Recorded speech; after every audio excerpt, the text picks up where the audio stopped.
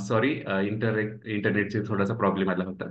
तर मी मॅडम बरोबर माहिती सांगत असताना हे सांगत होतो की मॅडम सध्या किड्यांच्या संदर्भातली एकंदर विस्मयकारक माहिती सर्वांना उपलब्ध करून देण्यासाठी वेगवेगळ्या पद्धतीची व्याख्यानं घेत आहेत. आणि याच निमित्ताने मॅडमची काही दिवसांपूर्वी भेट झाली. आणि त्यानंतर त्यांच्या कीटकांच्या संदर्भातली ही जी माहिती आहे तर ती आपल्या निसर्गभान व्याख्यानमालेच्या सर्व श्रोत्यांसाठी, सर्व पर्यावरणप्रेमी माझ्या मित्रमैत्रिणींसाठी पण उपलब्ध करून द्यावी, हा माझा मनामध्ये स्वार्थ निर्माण झाला. आणि त्याच्यामुळे मी नूतन कर्णिक मॅडम आणि राहुल मराठे सर यांनाही या संदर्भात विचारणा केली आणि त्यांनी सुद्धा अगदी लगेच याच्यासाठी होकार पण उपलब्ध करून दिला. खरं तर नूतन कर्णिक मॅडम यांचं अतिशय बिझी शेड्यूल असताना सुद्धा अगदी कमी कालावधीमध्ये त्यांनी याच्यासाठी लगेच होकार दिला आणि प्रिपरेशन करून आजच्या व्याख्यानासाठी त्या तयार झाल्या. तर त्याबद्दल सर्वप्रथम नूतन कर्णिक मॅडम यांचा आभार मानतो. मित्रांनो, सह्याद्री संकल्प सोसायटी आणि त्याचबरोबर आठले सप्रेपित्रे महाविद्यालय आणि सृष्टीज्ञान या संस्थांच्या संयुक्त विद्यमाने आपण हा निसर्गबाण व्याख्यानमालेचा जो उपक्रम राबवत आहोत तर त्याचे पण हे खूप जास्त महत्वाचं आहे. कारण लगेच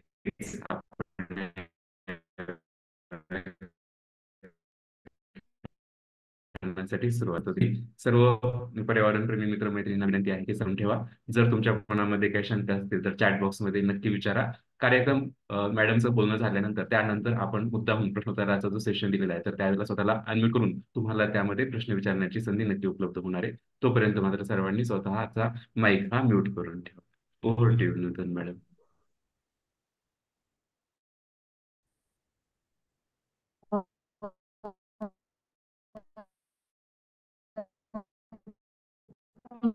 आयोजित खूप मनापासून धन्यवाद. हे टॉपिक त्याला जे सगळे तुम्ही टॉपिक खूप सोडून हा विषय ऐकायला चांगला. हा, नूतन मॅडम, सॉरी टू इंटरप्ट, आवाज क्लिअर येत नाही तुमचा. ओके. माझ्या इकडनं सगळं मला problem नाहीये. दुरून आल्यासारखं वाटतोय मॅम आवाज. हो का? हा. मी थोडं लाऊडली बोलू का? हो, चालेल मॅम. आता ठीक आहे. हा, आता ठीक आहे मॅम. ओके. सो तुमचे सगळ्यांचे मनापासून आभार. आज एक अतिशय दुर्लभ विषय मुंगी हा विषय ऐकायला आपण सगळे जमलेलो आहे. हा, आता ऐकू येते सगळ्यांना? हो हो, येते मॅम. ओके, ठीक आहे. मी शेअर करते स्क्रीन.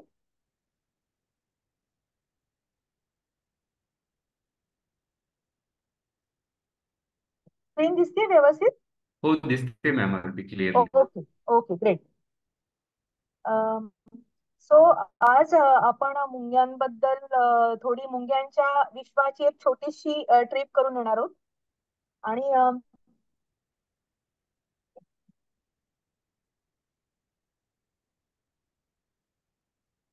हा, तो आपण जेव्हा मुंग्यांचा विचार करतो तर तेव्हा आपल्याला काय आठवतं की काळ्या मुंग्या असतात, लाल मुंग्या असतात, किंवा आपल्या हाताला चावणाऱ्या मुंग्या असतात, लहानपणच्या आठवणी असतात मुंग्या चावल्याच्या, किंवा आपण एका ओळीत जाणाऱ्या मुंग्या बघतो. याच्या पलीकडे आपल्या डोक्यामध्ये विशेष काही येत नाही. आणि या मुंग्या आपल्या आसपास सगळीकडे असतात, पण आपल्याला त्या मुंग्यांची फारशी माहिती नसते. आणि ते साहजिक आहे, कारण या मुंग्या अतिशय छोट्या असतात, त्या काही खूप कलरफुल असतात असंही नाही. त्याच्यामुळे आपलं त्यांच्याकडे लक्ष जात नाही. पण आता रिसेंटली काही संशोधकांनी एक अभ्यास केला आणि त्याच्याप्रमाणे सगळ्या पृथ्वीवरचा जर का मुंग्यांचा नंबर काउंट केला तर तो 20 क्वाड्रिलियन एवढा झाला. 20 क्वाड्रिलियन म्हणजे 20 वरती 15 शून्य, एवढ्या प्रचंड संख्येने मुंग्या आपल्या पृथ्वीवरती आहेत असं दिसून आलेलं आहे. आणि हा अभ्यास या संशोधकांनी कसा केला, म्हणजे त्यांनी काही प्रत्येक मुंगी जाऊन उचलली नाही किंवा मोजले नाही. तर त्यांनी काय केलं की गेल्या 80 वर्षातले साधारण एक 500 रिसर्च पेपर जे मुंग्यांवरती प्रसिद्ध झालेत, तर त्या सगळ्यांचा डेटाचा त्यांनी अभ्यास केला. आणि त्यांना असं दिसून आलं की आणि या रिसर्च पेपर्स मध्ये जगभरात पब्लिश झालेले वेगवेगळ्या लँग्वेज मधले पेपर्स होते. आणि त्याच्यावरनं त्यांनी असं एस्टिमेट केलं की आपल्या पृथ्वीवरती साधारण 20 क्वाड्रिलियन एवढ्या मुंग्या असाव्यात. आता हा जो नंबर आहे हा फक्त जमिनीवरच्या मुंग्यांचा आहे. याच्यामध्ये झाडावरच्या मुंग्या किंवा ज्या अगदी जमिनीखाली खोल राहतात तर त्या मुंग्यांचा अभ्यास झालेला नाहीये. तर याच्यावरनं आपल्याला कल्पना येईल की मुंग्या केवढ्या प्रचंड संख्येने आपल्या पृथ्वीवरती आहेत. आणि एवढंच नाही, तर आपल्याला जरी फक्त लाल मुंग्या आणि काळ्या मुंग्या एवढ्याच मुंग्या माहिती असल्या तरीही जगभरात मुंग्यांच्या साधारण 15,000हूनही जास्त जाती आहेत. आणि त्या प्रत्येक जातीला आपापलं वेगवेगळं नाव आहे, सायंटिफिक नाव आहे. भारतात बघायचं झालं तर भारतात साधारण एक 845 जाती आहेत मुंग्यांच्या. आणि महाराष्ट्रात 180 जाती आहेत. आता या मुंग्यांच्या संख्येवरनं, जातींच्या संख्येवरनं, तसंच त्यांच्या शियर नंबरवरनं आपल्याला कल्पना येईल की या मुंग्या आपल्या पृथ्वीवरती एवढ्या मोठ्या प्रमाणात आहेत तर त्यांचा आपल्या निसर्गावरती किती मोठा इम्पॅक्ट होत असेल. आणि एक्झॅक्टली याच गोष्टींचा अभ्यास करण्यासाठी शास्त्रज्ञांनी हा प्रचंड मोठा डेटाचा सर्व्हे केला की एक्झॅक्टली मुंग्या आहेत तरी किती पृथ्वीवरती. मग या अभ्यासावरनं आपण बाकीच्या बऱ्याच गोष्टी फाइंड आउट करू शकतो की क्लायमेट चेंज होतंय किंवा आपल्याला जे काही वेगवेगळे प्रश्न भेडसावत आहेत तर याच्यामध्ये किंवा निसर्गातले जे वेगवेगळ्या प्रकारचे प्रॉब्लेम्स आता सुरू झालेले आहेत, तर याच्यामध्ये मुंग्यांचा नक्की रोल काय आहे. आता तुम्हाला थोडीशी मुंग्यांची जर का त्यांच्या उत्क्रांतीची माहिती द्यायची झाली तर मुंग्या आपल्या पृथ्वीवरती खूप आधी म्हणजे साधारण 14 कोटी वर्षांपूर्वी अस्तित्वात आल्या. म्हणजे आपण असं म्हणू शकतो की डायनोसॉर्सच्या वेळेला मुंग्या होत्या.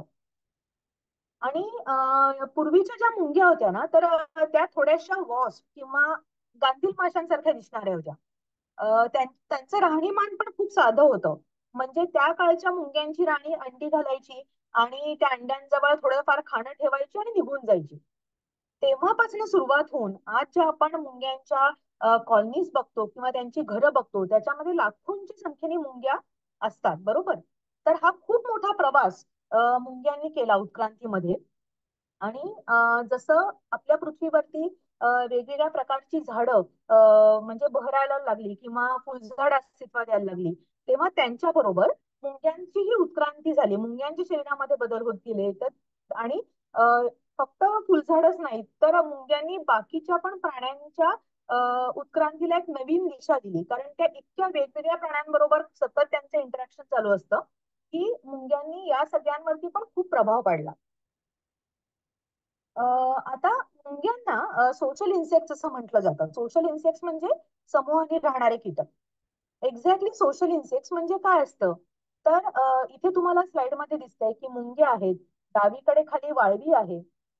तसंच उजवीकडे गांधील माशांचं एक छोटं घर आहे आणि आपल्या सगळ्यांना माहिती असलेल्या मधमाशा आहेत. तर या सगळ्या सोशल इन्सेक्ट्स मध्ये काही ज्या 3 प्रमुख गोष्टी असतात तर त्याच्यामधली पहिली म्हणजे हे जे सगळे कीटक असतात तर ते एकत्र येऊन त्यांच्या पिल्लांची काळजी घेतात.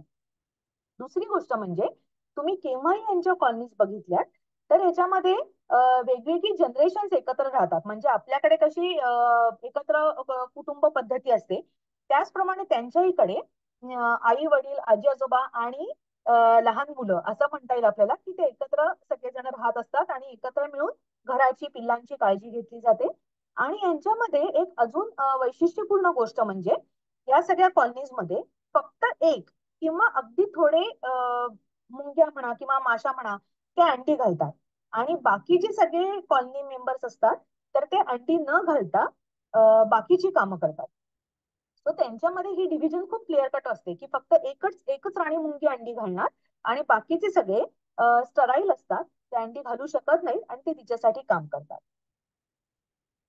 मुंग्या आपल्याला खूप वेगवेगळ्या ठिकाणी दिसतात जगभरात. म्हणजे वाळवंट असू देत किंवा बागा असू देत, उष्णकटिबंधीय जंगल असू देत, अगदी आपल्या स्वयंपाकघरापासनं वाळवंटापर्यंत आपल्याला या मुंग्या सगळीकडे दिसतात. आणि तुम्हाला आता हे लक्षात येईल की मुंग्यांनी या प्रत्येक ठिकाणच्या हॅबिटॅट प्रमाणे स्वतःला अडॅप्ट केलेलं आहे किंवा स्वतःमध्ये त्यांनी चेंजेस घडवून आणलेले आहेत.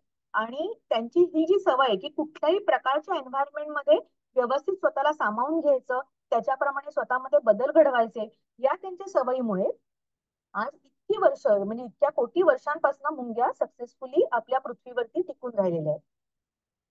आता आपण जेव्हा मुंग्यांचा वारूळ बघतो, तर तेव्हा आपल्यासाठी ते एक अगदी म्हणजे मातीचं एक ढेकूळ असतं जमिनीवरचं. आपण त्या पलीकडे त्याला काही जास्त महत्त्व देत नाही. पण जर का तुम्ही हे वारूळ उघडं करून बघितलं, तर तुम्हाला आतमध्ये काय काय दिसेल. आणि हे वारूळ हे मुंग्यांसाठी प्रचंड महत्वाचं असतं, कारण त्यांचं सगळं आयुष्याची पुंजी त्यांनी त्याच्यामध्ये घातली असते. आणि ह्याच्यामध्ये असते एक क्वीन, जिला पंख असतात. ती मोठी असते आकाराने. आणि पावसाळ्याच्या सुरुवातीला आपण जेव्हा बघतो की खूप पंखवाले किडे उडत असतात, तर ते कधी कधी वाळवी असतात किंवा मुंग्या असतात. तर या मुंग्या, नर आणि मादी मुंग्या पावसाळ्याच्या सुरुवातीला मेटिंग फ्लाइट्स वरती जातात, ज्याला नप्चल फ्लाइट म्हणतात. आणि मग नर मादी आणि मुंग्यांचं मिलन झालं की मादी जमिनीमध्ये बीळ खोदते, तिथे अंडी घालते. स्लाइड मध्ये दाखवल्याप्रमाणे अंड्यांमधनं अळ्या बाहेर पडतात आणि त्यांचे कोश होतात. आणि त्याच्यामधनं परत ऍडल्ट मेल आणि फिमेल अँड्स बाहेर पडतात. आता ह्याच्यामध्ये जे वर्कर्स असतात, तर त्या वर्कर्स मध्ये खूप प्रकार असतात वेगवेगळे. म्हणजे त्या प्रत्येक वर्कर आपल्याला ठरवून दिलेली कामं करतो. म्हणजे काही वर्कर्स असे असतात की जे नेस्टच्या आतमधली कामं करतात. म्हणजे की घरट्याची डागडुजी करणं किंवा पिल्लांना भरवणं, अशी सगळी आतली कामं काही काही वर्कर्स करतात. तर काही जे वर्कर्स किंवा कामकरी मुंग्या असतात, तर त्या बाहेर जाऊन खाणं गोळा करून आणणं किंवा नेस्ट नेस्ट गार्डिंग करणं किंवा कोणी शत्रू आला तर त्याच्यापासून आपल्या कॉलनीला वाचवणं, अशी सैनिकांची कामं करतात. आता हा इथे खूप छान फोटो आहे. डावीकडच्या फोटोमध्ये तुम्हाला दिसेल की या ज्या सगळ्या मुंग्या आहेत, तर त्या एका कॉलनी मधल्या आहेत. सगळ्यात जी खाली तुम्हाला दिसते ही मुंगी सगळ्यात मोठी, तर ती आहे राणी मुंगी. तिच्यावरती पंखवाली जी मुंगी दिसते, तर ती आहे मेल अँड किंवा नर मुंगी. आणि हे जे बाकी 6 वेगवेगळ्या प्रकारच्या मुंग्या आहेत, तर त्या सगळ्या कामकरी मुंग्या. आणि प्रत्येकीचं डोकं खूप वेगवेगळं आहे, कारण प्रत्येकीची ड्युटी किंवा ती नेस्ट मध्ये करत असलेला जॉब वेगवेगळा आहे. त्याच्याप्रमाणे मुंग्यांची शरीर रचना बदलते. म्हणजे एका कॉलनी मधल्या मुंग्यांमध्ये सुद्धा आपल्याला खूप मोठ्या प्रमाणावरती वैविध्य दिसून येतं. आता हा जो दुसरा फोटो आहे ना, तर तो एक मॉरॉडर अँट नावाची मुंगी आहे, तर तिचा फोटो आहे. आणि या दोन्ही मुंग्या एकाच कॉलनीतल्या आहेत. एका मोठ्या मुंगीच्या किंवा सोल्जरच्या डोक्यावरती त्याच कॉलनी मधली कामकरी मुंगी बसली. आणि फोटो काढण्यासाठी म्हणून असं तिला बसवलेलं नाहीये. तर या जातीच्या मुंग्यांमध्ये रुटीनली हे जे छोटे वर्कर्स असतात, तर ते एनर्जी वाचवण्यासाठी मोठ्या मुंग्यांच्या किंवा सोल्जर अँटच्या डोक्यावरती बसून प्रवास करतात. आता तुम्ही जर का फोटो बघितला, तर तुमच्या लक्षात येईल की हे जे सोल्जर अँटचं डोकं आहे, तर ते वरती बसलेल्या छोट्या मुंगीच्या डोक्याच्या एक्झॅक्टली 10 पटीने मोठे. म्हणजे एवढी प्रचंड विविधता आपल्याला एका कॉलनी मधल्या मुंग्यांमध्ये सुद्धा दिसून येते. आता सगळ्याच कॉलनी मधल्या मुंग्या इतक्या वेगवेगळ्या प्रकारच्या असतात असं नाही. बऱ्याच जातीच्या मुंग्यांमध्ये फक्त क्वीन आणि वर्कर एवढाच साईज डिफरन्स दिसतो. पण वर्कर्स बघायला गेले तर सगळे एकसारखे असतात. सो जातींप्रमाणे या गोष्टी बदलू शकतात. आता मी तुम्हाला एक साधारण बेसिक तोंडओळख करून दिली सगळ्या मुंग्यांची किंवा त्यांच्या सोसायटीची. आता आपण आपल्या आसपास ज्या मुंग्या दिसतात ना, तर त्यांची ओळख करून घेऊ.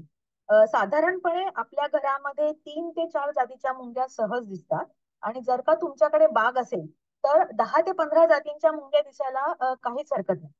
आता ही जी मुंगी आहे, तर ती आहे काळी मुंगी, जी आपल्या अंगावरती किंवा पायांवरती चढल्यानंतर आपल्याला गुदगुल्या होतात. तर ही मुंगी आहे. हिचं नाव आहे पॅराट्रेकिना किंवा त्याला ब्लॅक क्रेझी अँट असंही म्हणतात. आता असं का म्हणतात? कारण ही जी मुंगी आहे ना, तर ती बाकीच्या मुंग्यांसारखी अशी एका लाईन मध्ये चालत जात नाही. ती कुठेही अशी वेडीवाकडी पळत असते, म्हणून तिला ब्लॅक क्रेझी अँट असं नाव आहे. आणि खूप वेगवेगळ्या प्रकारच्या गोष्टींवरती ही मुंगी जगते.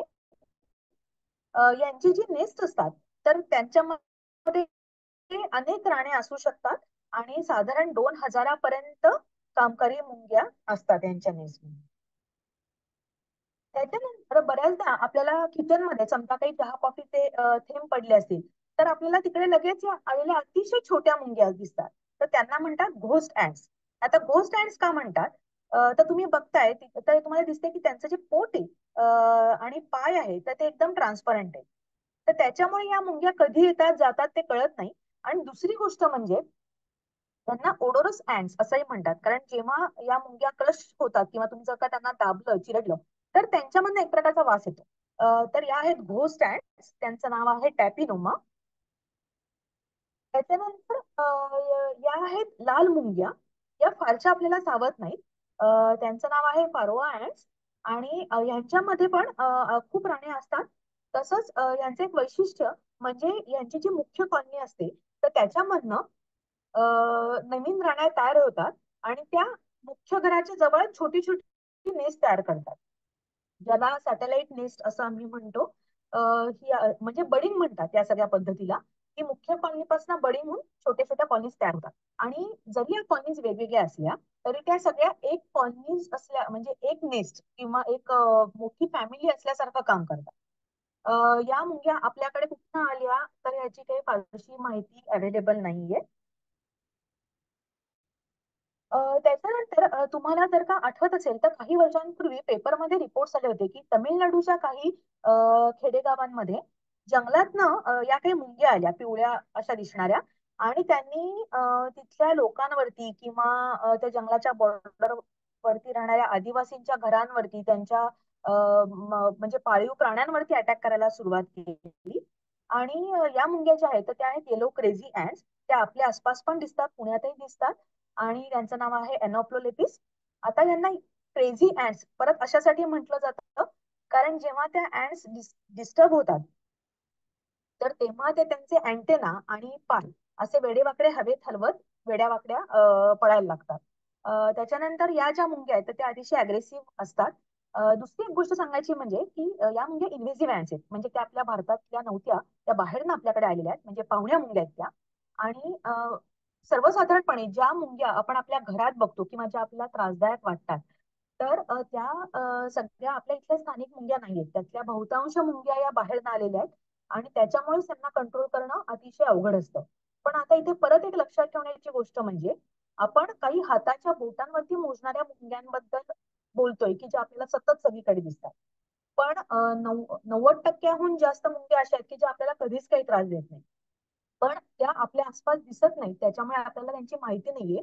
आणि म्हणून आपल्याला कायम मुंग्या म्हणल्या की अरे रे किती त्रासदायक असाच एक विचार मनात येतो. पण या अतिशय थोड्या आहेत मुंग्या की ज्या आपल्याला त्रास देतात. मेजॉरिटी ज्या आहेत मुंग्या तर त्यांचा आपल्याला काहीच त्रास होत नाही. आता आपल्याला ज्या लाल चावऱ्या मुंग्या असतात ना की ज्या आपल्या बागांमध्ये दिसतात, भुसभुशीत घरं करतात, तर या आहेत फायर ऍन्ड्स. या अमेरिकेतनं आपल्याकडे आलेल्या आहेत. आणि या चावल्या मात्र की प्रचंड आगाग होते. आणि या ज्या मुंग्या आहेत तर त्या बेसिकली पेस्ट आहेत, कारण त्या आपल्या सगळ्या बागेची नासधूस करू शकतात आणि अतिशय अग्रेसिव्हली त्या दंश करू शकतात.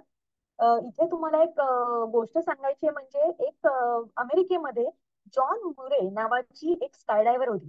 तर ती रुटीनली स्काय डायव्हिंग करायची आणि म्हणजे एक्सपिरियन्स्ड होती ती. पण अनफॉर्च्युनेटली एके दिवशी काय झालं की ती जेव्हा पॅराशूट घेऊन तिने विमानातनं उडी मारली साधारण 17,000 फुटांवरनं, तर तेव्हा काही प्रॉब्लेममुळे तिचं पॅराशूट ओपन नाही झालं आणि ती प्रचंड स्पीडनी जमिनीवरती येऊन आदळली. आणि नेमकी तिथे खाली एक प्रचंड मोठं फायर अँड्सचं नेस्ट होतं किंवा कॉलनी होती. तर ती नेमकी त्यांच्या कॉलनीवरती जाऊन पडली. आता इथे सुदैवाची गोष्ट म्हणा किंवा दुर्दैवाची गोष्ट की ती पडली आणि ऑफकोर्स तिला मल्टिपल फ्रॅक्चर झाली. पण त्याच वेळेला हजारो मुंग्यांनी तिला दंश करायला सुरुवात केली. आणि त्याच्यामुळे झालं काय की तिच्या बॉडीमध्ये ऍड्रिनालिन सतत पंप होत राहिलं, ज्याच्यामुळे तिचं हृदय बंद पडलं नाही, कारण मुंग्या सतत तिला दंश करत राहिल्या. तर त्याच्यामुळे पॅरामेडिक्स येईपर्यंत ती जिवंत राहिली. आणि आताही ती व्यवस्थित आहे, पण ती कायम या फायर अँड्सना चे आभार मानते की त्यांच्यामुळे ती जिवंत राहू शकली. आता आपण आपल्याकडच्या काही स्थानिक मुंग्यांची माहिती घेऊ. आपण ज्याला मुंगळे म्हणतो तर ते मुंगळे म्हणजे ह्या कॅम्पोनोटस जातीच्या मुंग्या. या मोठ्या काळ्या मुंग्या असतात. आणि या नेहमी आपल्याला आपल्या घराच्या आसपास किंवा टॉयलेटमध्ये किंवा बागेमध्ये अशा 4-5 मुंगळे एकत्र फिरताना दिसतात. तर ह्याच्यामध्ये युजली काय असतं की वर्कर्स फिरत असतात आणि त्यांना गार्ड करत सोल्जर्स त्यांच्या आसपास त्यांची राखण करत फिरत असतात. तर या कॅम्पोनोटस किंवा यांना गॉडझिला ऍन्ड्स असंही म्हणतात.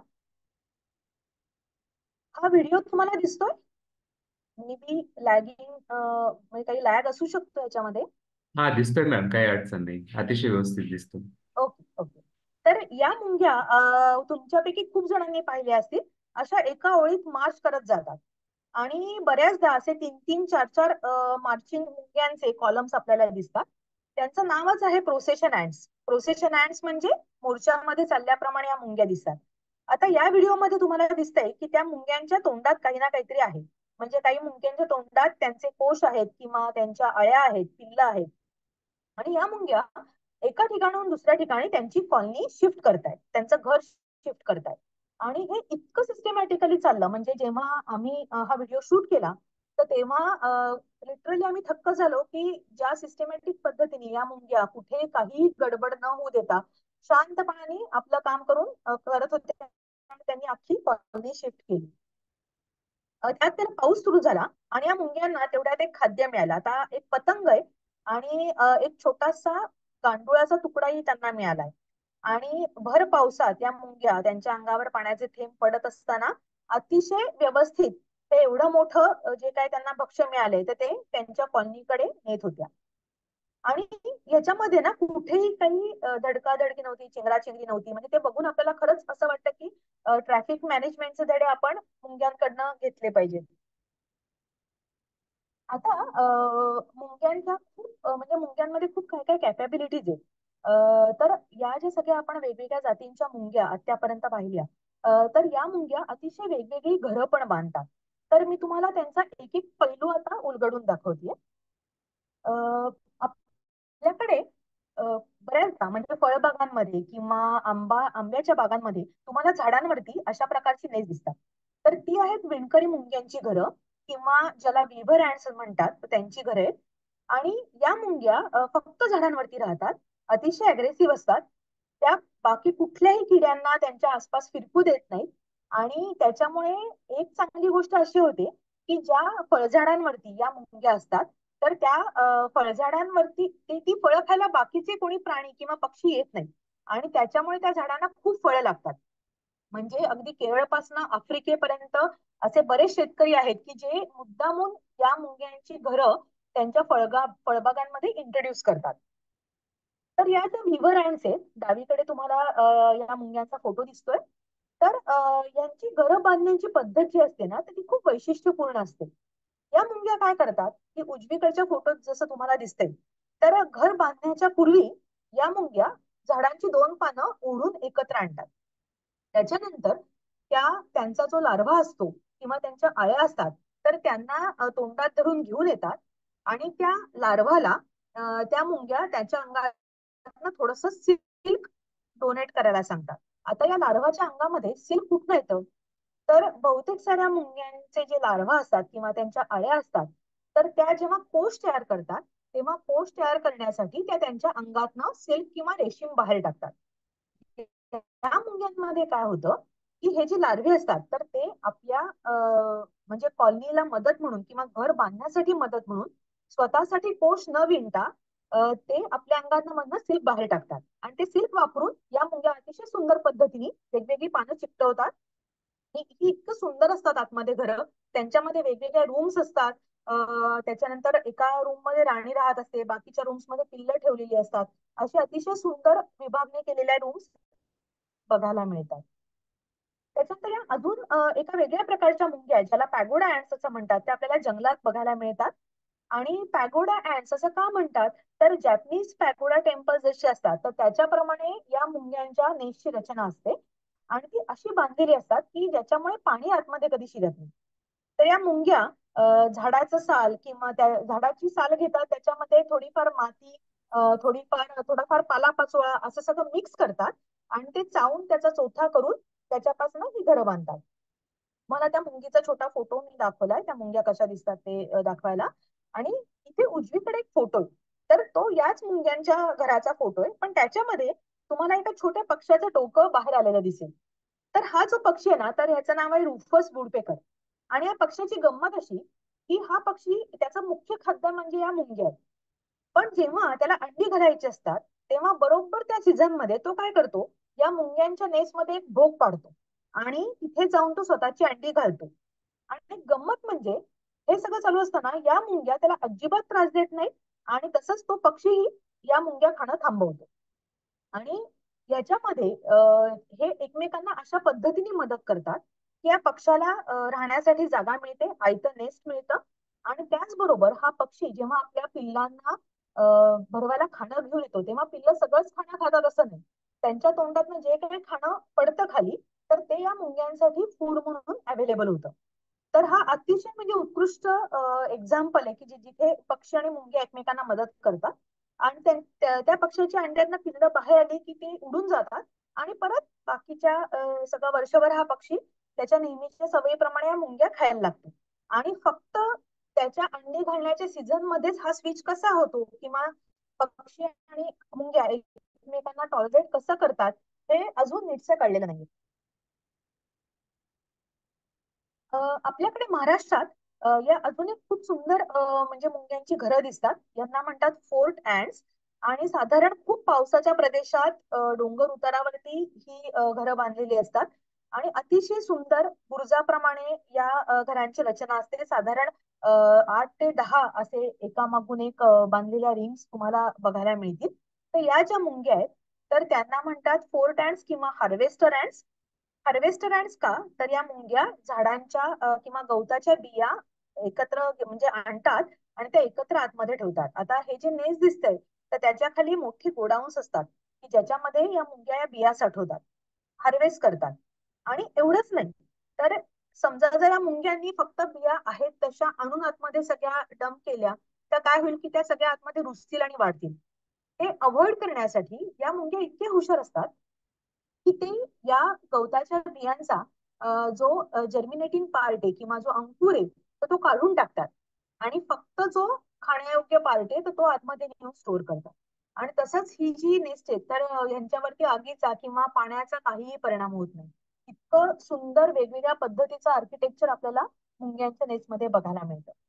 आता ही जी मुंगी दिसते तर ही आहे जम्पिंग ऍड. आपल्याकडे रायगडाच्या आसपास या मुंग्या बघायला मिळतात. आणि ही अतिशय म्हणजे वैशिष्ट्यपूर्ण मुंगी अशासाठी आहे, एक तर ती खूप म्हणजे साईजने मोठी असते. आणि तुम्ही जर का डावीकडच्या फोटोत पाहिलं तर तिचे डोळे खूप मोठे आहेत. आणि तिचे जे म्हणजे जॉज आहेत, मॅन्डिबल्स आहेत, तर ते असे एखाद्या कोयत्यासारखे तुम्हाला दिसतात. तर ही मुंगी खूप लांब उडी मारू शकते. हे भक्ष्य पकडण्यासाठी हवे साधारण 2 सेंटीमीटर उंच आणि 10 सेंटीमीटर लांब एवढी लांब उडी ही मुंगी मारते. आणि आम्ही तिला tigress of the ant world असं म्हणतो कारण अतिशय अग्रेसिव्हली ही भक्ष्य पकडते. आणि उजवीकडच्या पॅनेलमध्ये तुम्ही जर का वरती बघितलं तर अतिशय सुंदर पद्धतीने ही मुंगी तिच्या घराचे एंट्रन्स डेकोरेट करते, म्हणजे वेगवेगळ्या प्रकारचे रंगीत पानं फुलं वगैरे वापरून ही तो एंट्रन्स डेकोरेट करते. खालचं जे चित्र आहे स्केच ते डॉक्टर राहुल मराठे यांनी काढलेलं आहे. तर याच्या आतमधली जर का तुम्ही सगळी व्यवस्था बघितलीत ना तर हा एंट्रन्स आहे. त्या एंट्रन्स मधनं खाली त्यांचं मेन नेस्ट आहे. आणि महत्वाची गोष्ट ही की त्यांनी हे जे नेस्ट आहे तर ते आसपासच्या जमिनीपासनं एक पोकळी तयार करून वेगळं ठेवलंय. त्याच्यामुळे होतं काय की जेव्हा फ्लडिंग होतं तर तेव्हा सगळं पाणी ते साईडनी निघून जातं आणि त्यांच्या घरात पाणी शिरत नाही. तसंच हा जो तुम्हाला या मेन एंट्रन्स पासून आलेला एक चॅनेल दिसतोय तर तो जातो त्यांच्या वेस्ट चेंबरकडे. आता मुंग्या म्हणजे खूप साऱ्या जातींच्या मुंग्या अतिशय हायजिनिक असतात. आणि त्या स्वतःच्या घरातला कचरा साठवण्यासाठी त्यांच्याकडे वेगळ्या रूम्स असतात ज्याला आम्ही डर्ट चेंबर असं म्हणतो. तर इथे तुम्हाला ते वेस्ट चेंबर किंवा डर्ट चेंबर दिसतंय ज्याच्यामध्ये सगळा कचरा मुख्य घरापासून लांब साठवला जातो. आणि तसंच या मुंग्या काय करतात की हा या कचऱ्याचे विघटन करणारे काही किडे असतात किंवा बीटल्स असतात, तर त्यांना या मुंग्या आतमध्ये आणून ठेवतात. त्याच्यामुळे कधीच असं होत नाही की तो कचरा खूप साठलाय वाढलाय त्याचा वास आलाय. त्याच्यामुळे या मुंग्या स्वच्छतेची पण खूप काळजी घेत असतात. अजून एक म्हणजे या मुंग्यांचं जे सगळं घर आहे ना तर त्या घराची सगळी फ्लोरिंग आणि सगळं जे रूफ आहे तर या मुंग्यांचे जे कोश असतात ज्याच्यामधनं प्रौढ मुंग्या बाहेर आल्यात आणि आता त्या कोशाची टरफलं पडली, तर ही सगळी टरफलं घेऊन त्या मुंग्या आतल्या बाजूनी कम्प्लिटली प्लॅस्टरिंग करतात आणि सगळं नेस्ट वॉटरप्रूफ करतात. म्हणजे आपण इमॅजिन पण करू शकत नाही की मुंग्यांमध्ये काय काय प्रकारच्या कॅपॅबिलिटीज आहेत. आता मुंग्या खूप वेगवेगळ्या प्रकारची घरच बांधतात असं नाही, तर त्या अतिशय सुंदर पद्धतीने नेसचं डेकोरेशन पण करतात. मी स्वतः ज्या मुंग्यांवरती काम केलं, डायकामा जातीच्या मुंग्या या आपल्या भारतात सगळीकडे दिसतात. तर या मुंग्या त्यांच्या घराचा एंट्रन्स, म्हणजे इथे तुम्ही बघताय की त्यांनी पक्ष्यांची पिसं लावली आजूबाजूला, किंवा उजवीकडच्या फोटोत बघायला गेला तर तुम्हाला छोटे छोटे दगड, काड्या, रंगीत पिसं किंवा कोळ्यांच्या काठी, हे सगळं वापरून त्यांनी ते डेकोरेशन केलेलं दिसतंय. आणि हा जो खालचा फोटो आहे ना, तर हा फोटो, या फोटोमध्ये तुम्हाला एक मुलगी दिसते की जी पक्षाच्या त्या पिसावरती पडलेलं पाणी पिते. तर हे सगळे डेकोरेशन या मुंग्या कशासाठी करतात? एक म्हणजे लँडमार्क म्हणूनही त्यांना याचा म्हणजे उपयोग होत असावा, की आपलं घर कुठे आहे ते पटकन समजण्यासाठी त्यांना हे खूण म्हणून उपयोग होत असावा. किंवा एक सायंटिस्ट आहेत मार्क मोफेट, तर त्यांचं ऑब्झर्वेशन असं आहे की अगदी सकाळच्या वेळेला पहाटेचे जे दवबिंदू असतात, की जे या सगळ्या डेकोरेशन वरती जमा होतात, तर ते त्याच्यामध्ये जे सगळं पाणी साठतं, तर ते घेण्यासाठी मुंग्या या डेकोरेशनचा वापर करतात. म्हणजे छोटी छोटी, ज्याला म्हणतो आपण की टूल यूज जो आहे, तर तो या मुंग्यांमध्ये दिसतो, की अगदी छोट्या गोष्टी वापरून त्यांनी खूप हुशारीने त्यांच्या दैनंदिन जीवनात उपयोग करून घेतलेला आहे या सगळ्या गोष्टींचा. आता काही काही मुंग्या ज्या आहेत ना, ते त्या जास्त करून घर बांधण्याच्या फंदात न पडता प्लांट्सची मदत घेतात किंवा वनस्पतींची मदत घेतात घरासाठी. आता बाभळी सारखी जी झाड आहेत, किंवा डावीकडे खाली तुम्हाला एक खंबोळशिया नावाचं झाड दिसतंय, की जे आपल्या वेस्टर्न घाट्स मध्ये दिसतं सगळीकडे. तर या मुंग्या काय करतात, की बाभळीच्या झाडांचे जे काटे तर ते आतनं पोकळ असतात, किंवा हंबोळच्या झाडाच्या इथे तुम्हाला भोक दिसते त्याच्या स्टेम वरती. तर अशा प्रकारच्या स्ट्रक्चरचा वापर करतात आणि आतमध्ये जाऊन राहतात. आता असं नाही की मुंग्या ऍक्सिडेंटली हे शोधून काढतात. तर ही काही काही झाडं जी आहेत, म्हणजे अशी साधारण एक 100 जातीची झाडं आहेत, की जी मुद्दामून मुंग्यांना अट्रॅक्ट करण्यासाठी आपल्या शरीरावरती अशा वेगवेगळ्या गोष्टी बनवतात, की जेणेकरून मुंग्या येऊन त्यांच्यामध्ये राहतील. आणि याचा फायदा काय होतो, तर मुंग्या जेव्हा त्या झाडावरती फिरत असतात तेव्हा बाकीचे हर्बिव्होरस प्राणी ते झाड खायला येत नाही, कारण मुंग्या झाडाला प्रोटेक्शन देतात. तसंच मुंग्यांच्या विष्ठेतनं जे काही म्हणजे जे काही नायट्रोजन सिक्रेट होतो, तो त्याचा झाडं उपयोग करून घेऊ शकतात. अशी ही विन विन सिच्युएशन असते. उजवीकडे तुम्हाला दिसतंय तसंच हे एक चेरीचं झाड आहे. आता जेव्हा चेरीच्या झाडाला अशी ताजी पानं यायला लागतात, तर तेव्हा त्यांच्यावरती मेजर अटॅक होत असतो हर्बिव्होरसचा. अशा वेळेला हे चेरीचं झाड काय करतं, तर ते तुम्हाला जे इथे लाल ग्रंथी दिसतात, तर त्याला म्हणतात एक्स्ट्रा फ्लोरल नेक्टरीज. तर ते मुंग्यांना अट्रॅक्ट करण्यासाठी अशा छोट्या छोट्या ग्रंथी बनवतं आणि त्याच्यामध्ये गोड मध साठवतं. आणि ते चेरीचं झाड पण इतकं हुशार असतं की ते काय करतं, की एकाच ठिकाणी सगळा मध ठेवत नाही. सगळ्या पानांवरती थोड्या थोड्या प्रमाणात हा मध साठवलेला असतो अशा ग्रंथींमध्ये. त्याच्यामुळे मुंग्या या ग्रंथी शोधत शोधत सगळ्या झाडावरती फिरतात आणि पूर्ण झाडाला प्रोटेक्शन मिळतं बाकीच्या प्राण्यांपासून.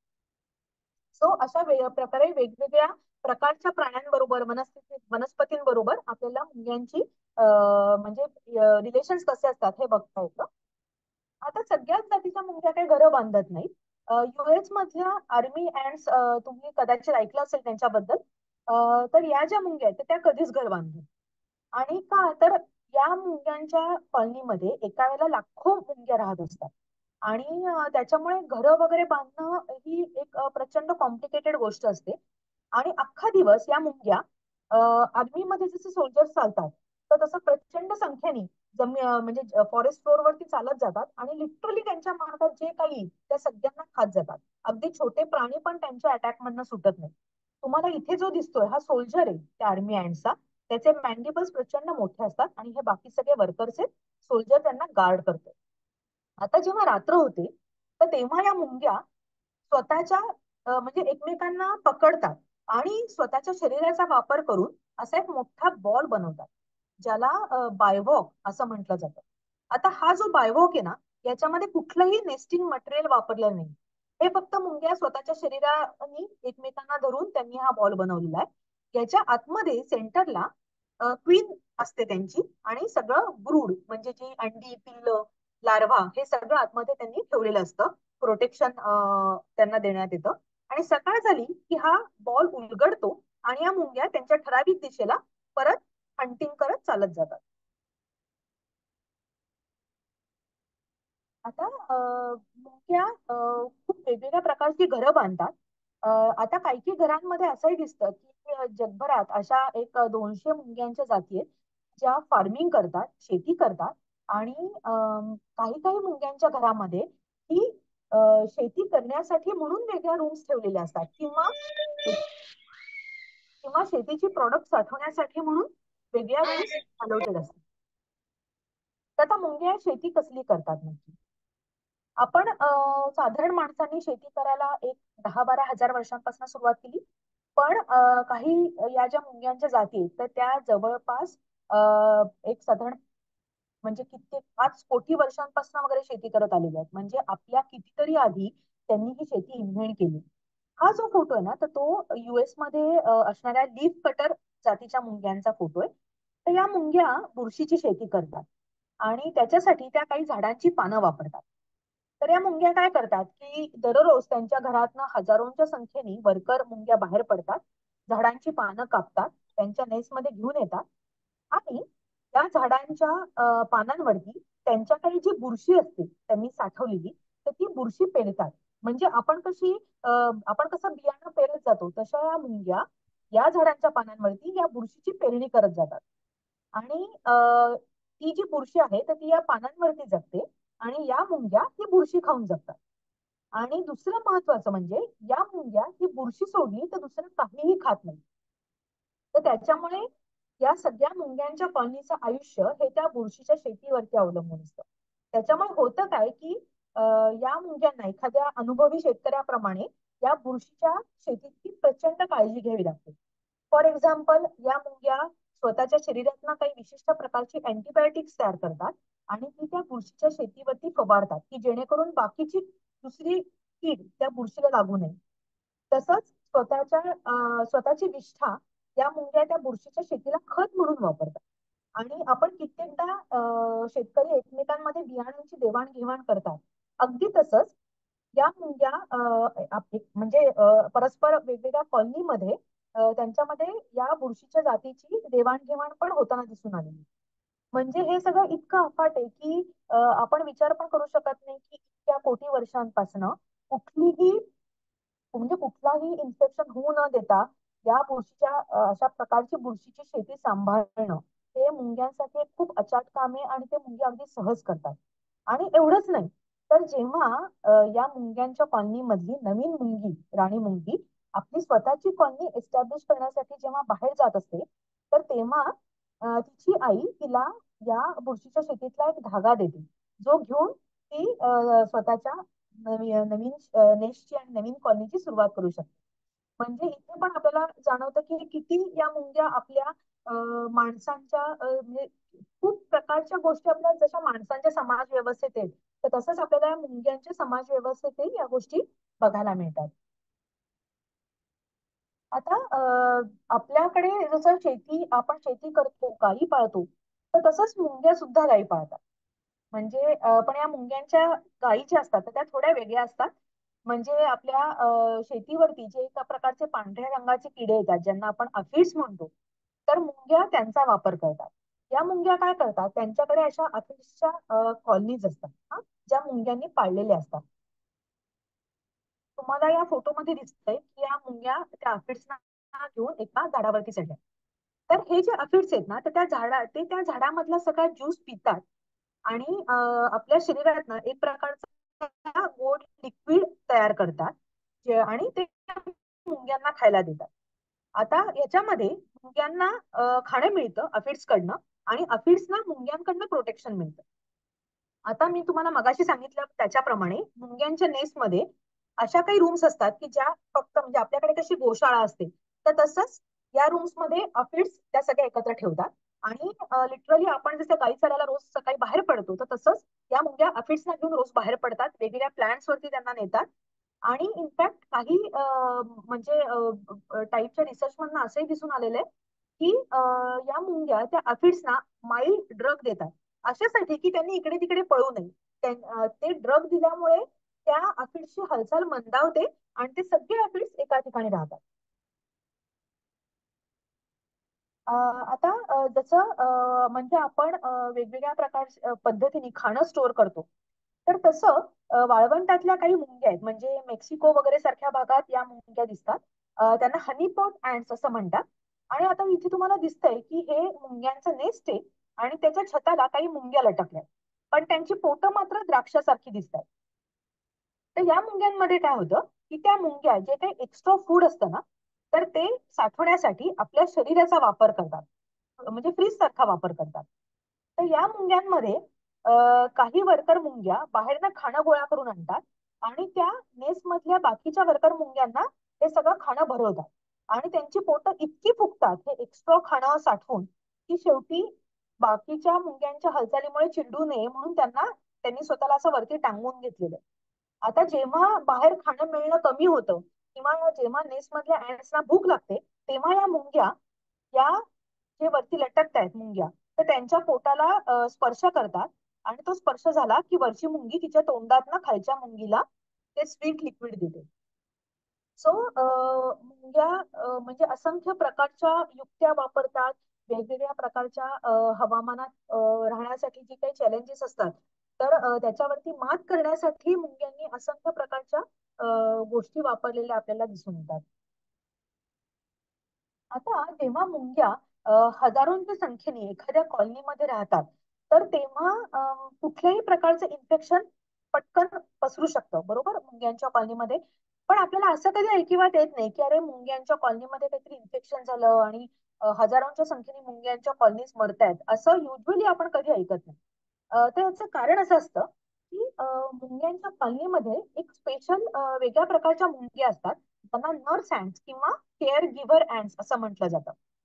आता अ, जेव्हा मुंग्यांच्या कॉलनीमध्ये एखादं इन्फेक्शन होतं, तर तेव्हा त्या इन्फेक्शन पासून मुंग्या स्वतःचा बचाव कसा करतात. तर आता तुम्हाला आठवत असेल, आपण कोविड जेव्हा झाला होता पॅन्डेमिक मध्ये, आपण सोशल डिस्टन्सिंग पाळत होतो, किंवा अ, लगेच क्वारंटाईन होत होतो आपल्याला त्रास झाला की. पण आता असं दिसून आलेलं आहे की मुंग्या हे ते सगळं आपल्याही आधीपासून, म्हणजे कित्येक वर्ष आधीपासून करत आलेल्या आहेत. आणि एवढंच नाही, तर या मुंग्या एक पाऊल पुढे, म्हणजे त्या काय करतात की कुठलंही इन्फेक्शन होण्याच्या आधीच ते इन्फेक्शन होऊ नये म्हणून तयारीत असतात. एक एक्सपेरिमेंट झाला होता, एक प्रकारची गार्डन अँटे जिचं नाव आहे लेसियस, तर त्यांच्यावरती.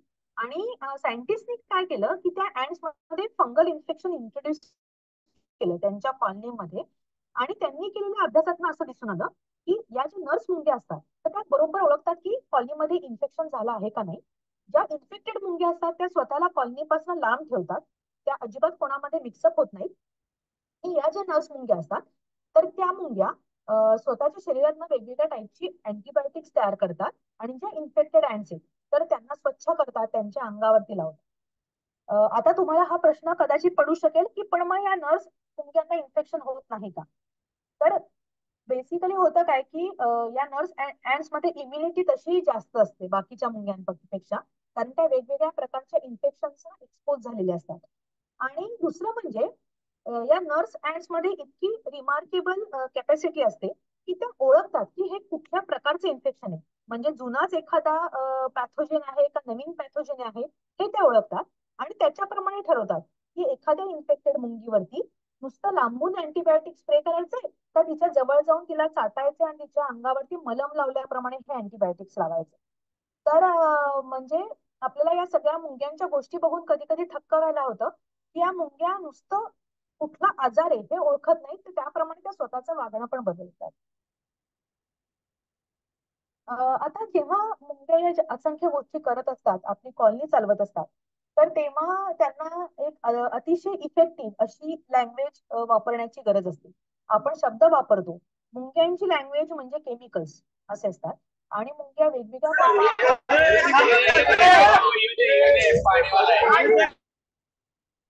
त्या वेगवेगळ्या प्रकारचे केमिकल्स वापरतात आणि याच्यामध्ये वेगवेगळ्या पद्धतीने कम्युनिकेट करतात.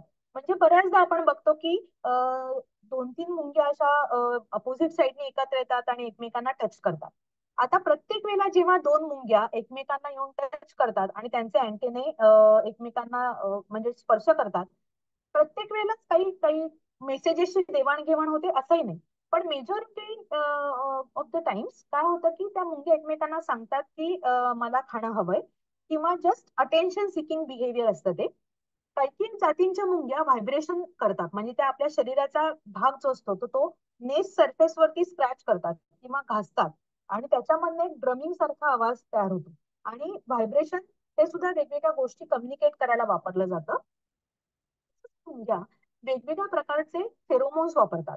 फेरोमोन्स म्हणजे वेगवेगळ्या प्रकारची केमिकल्स. म्हणजे समजा एखादी मुंगी जेव्हा आपल्या नेस्ट मधनं खाणं शोधायला जेव्हा बाहेर जाते, तर तेव्हा ती तिच्या पोटात ना एक प्रकारचा केमिकल ट्रेल सोडत जाते. तर आणि जेव्हा ती परत येते, तर तेव्हा हाच केमिकल ट्रेल वापरून तिला रस्ता सापडायला मदत होते. तसंच हे जे केमिकल ट्रेल्स असतात, तर ते वेगवेगळ्या गोष्टी पण सांगत असतात. की समोरची जी मुंगी आहे, फॉर एक्झाम्पल माझ्या समोरनं जी येणारी मुंगी आहे, तर तिचं एज काय, म्हणजे किंवा तिची फर्टिलिटी लेवल काय, म्हणजे ही मुंगी क्वीन कास्टची आहे, फर्टाईल आहे, का ही मुंगी स्टराईल वर्कर कास्टची आहे. अशा वेगवेगळ्या गोष्टी, किंवा ही मुंगी मेल आहे का फिमेल आहे, अशा सगळ्या गोष्टी त्या मुंग्यांच्या शरीरावरची ही केमिकल्स कन्व्हे करत असतात. आणि ही जी क्युटिक्युलर हायड्रोकार्बन्स असतात, म्हणजे हे जे केमिकल्स असतात, तर हे म्हणजे आय कार्ड असतं या मुंग्यांचं. जस्ट ते बघून मुंग्यांना कळतं, समोरच्या मुंगीची सगळी इन्फॉर्मेशन कळते. म्हणजे आम्हाला जर का आम्ही दोन मुंग्यांच्या जाती एकमेकांच्या जरी ठेवल्या, तर आम्हाला खूप अभ्यास करावा लागतो अॅक्युरेटली या मुंग्यांचे स्पेसिस आयडेंटिफाय करण्यासाठी. पण इथे या मुंग्या अचूकपणे कुठलीही साधनं न वापरता हे सगळं आयडेंटिफाय करू शकतात. तुम्हाला एक गमतीशीर एक्सपेरिमेंट सांगायचा आहे. हा जो फोटो आहे, तर हा प्रोफेसर ईओ विल्सन यांचा फोटो आहे. यांनी मुंग्यांवरती प्रचंड काम केलं आणि जगभरातले हे सगळ्यात मुंग्यांवरचे मोठे शास्त्रज्ञ म्हणून ओळखले जायचे. तर त्यांनी एक दिवशी असं ऑब्झर्व केलं की जेव्हा मुंग्या मरतात, तर तेव्हा बाकीच्या मुंग्यांना कळतं कसं की ही मुंगी मेलेली आहे. म्हणजे व्हायचं काय की त्यांच्या लॅबमध्ये खूप अँट कॉलनीज होत्या, आणि काय व्हायचं की जेव्हा मुंग्या मरायच्या किंवा एखादी मुंगी मरून पडली असेल अगदी पाठीवरती, तिचे सगळे पाय वरती आकाशाकडे करून, तरीही बाकीच्या मुंग्यांना फरकच पडायचा नाही, ते तिच्या जवळनं जायचे यायचे. आणि अचानक साधारण एक 3 दिवस झाले की नेस मधल्या मुंग्यांचं बिहेवियर बदलायचं. त्या अचानक त्यांना कळायचं की अरे ही मुंगी मेलेली आहे, आता काहीतरी आपल्याला हा प्रॉब्लेम सॉल्व्ह करायचा आहे. मग त्या मुंग्या 3 दिवसानंतर या मेलेल्या मुंगीला उचलायच्या, आणि मुंग्यांची ग्रेव्हयार्ड्स असतात बरं का, म्हणजे जिथे मुंग्या स्वतःच्या घरापासून लांब त्यांची अशी जागा असते की जिथे सगळ्या मेलेल्या मुंग्या त्या टाकून देतात, त्याला मुंग्यांची ग्रेव्हयार्ड्स असं म्हणतात.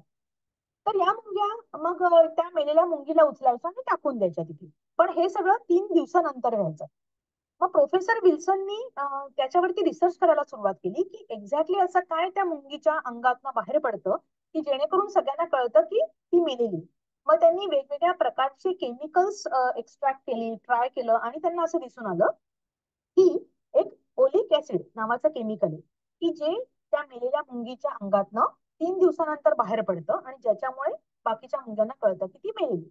सो जर का तुम्ही मुंगी असाल, तर मेलेली मुंगी हे तुम्ही बघत नाही, तर तुम्ही त्याचा वास घेता. हा, कारण मुंग्यांची लँग्वेज ही केमिकल लँग्वेज असते.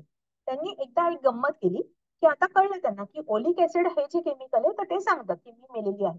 मग त्यांनी एक परफेक्टली हेल्दी मुंगी उचलली, त्या मुंगीच्या अंगावरती त्यांनी ओलिक ऍसिडचा एक छोटा ड्रॉप टाकला आणि तिला परत सोडून दिलं. आणि जसं काही ते ओलिक ऍसिड त्या मुंगीच्या अंगावरती आलं, तसंच इथे तुम्हाला त्या फोटोमध्ये दिसतंय, बाकीच्या तिकडनं दुसरी मुंगी आली, तिने या मुंगीला उचललं आणि तिला ग्रेव्हयार्ड मध्ये नेऊन टाकलं. तर ही जी मुंगी होती ती खूप पाय झाडत होती किंवा प्रोटेस्ट करत होती की अरे मी मेलेली नाहीये, पण तिच्या धडपडीला न जुमानता या मुंगीने तिला लांब नेऊन टाकलं. म्हणजे तसं बघायला गेलं तर यांनी एक ऍक्च्युली म्हणजे मृत मुंगी क्रिएट केली हा एक्सपेरिमेंट मध्ये.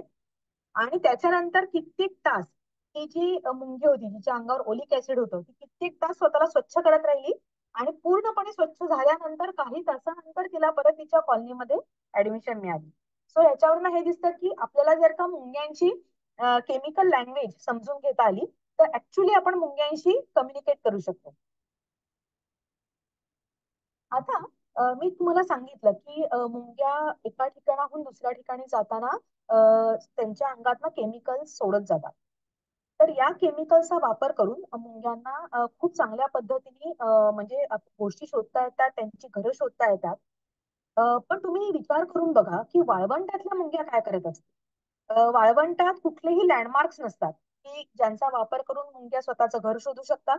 आणि वाळवंटात इतकी उष्णता असते की त्यांनी जरी केमिकल ट्रेल्स टाकले तरी ते इव्हॅपोरेट होतील, बरोबर.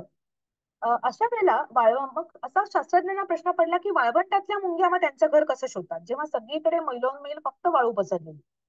तर ही जी मुंगी आहे कॅटॅग्लिफिस नावाची, तर तिच्यावरती काही शास्त्रज्ञांनी एक छोटासा सिंपल एक्सपेरिमेंट केला, पण त्यातनं एक खूप मोठी माहिती समोर आली. तुम्हाला आता असं दिसतंय की एक सगळ्यात जी उजवीकडची मुंगी आहे ती आहे नॉर्मल मुंगी. तर त्यांनी काय केलं की या मुंग्यांचं घर वाळवंटात शोधून काढलं आणि त्यांनी त्या घरापासून 10 मीटर अंतरावरती खाणं ठेवलं. ते रोज 10 मीटर अंतरावरती हे खाणं ठेवायचं. यांना हळूहळू सवय होत गेली की घरातनं निघायचं, 10 मीटर चालायचं, खाणं घ्यायचं आणि परत जायचं. मुंग्यांना एकदा अशी सवय झाली म्हणजे मुंग्या त्या ट्रेन झाल्या. त्याच्यानंतर या शास्त्रज्ञांनी काय केलं की त्यांनी त्या त्यांच्या नेस्टच्या बरोबर शेजारी पॅरलल असा एक 10 मीटरचा चॅनेल तयार केला आणि बघितलं की पुढे काय होतंय. मग त्यांनी काय केलं की एक दिवशी या ट्रेन झालेल्या ऍंड्स आहेत तर त्यांना घेतलं. त्यांना खाणं दिलं. मुंग्या घरातनं निघाल्या, 10 मीटर चालत आल्या, त्यांनी ते खाणं घेतलं. मग त्याच्यापैकी त्यांनी काही मुंग्यांना उचललं आणि त्यांचे पाय लांब केले.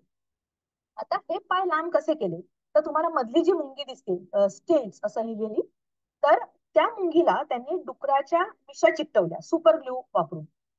म्हणजे इतकी सिंपल साधी गोष्ट त्यांनी केली आणि तिचे पाय 2 मिलीमीटरने लांब केले. सगळ्यात डावीकडची जी मुंगी आहे जिथे स्टम्प्स असं लिहिलंय, त्या मुंगीचे पाय त्यांनी 2 मिलीमीटरनी कापून टाकले.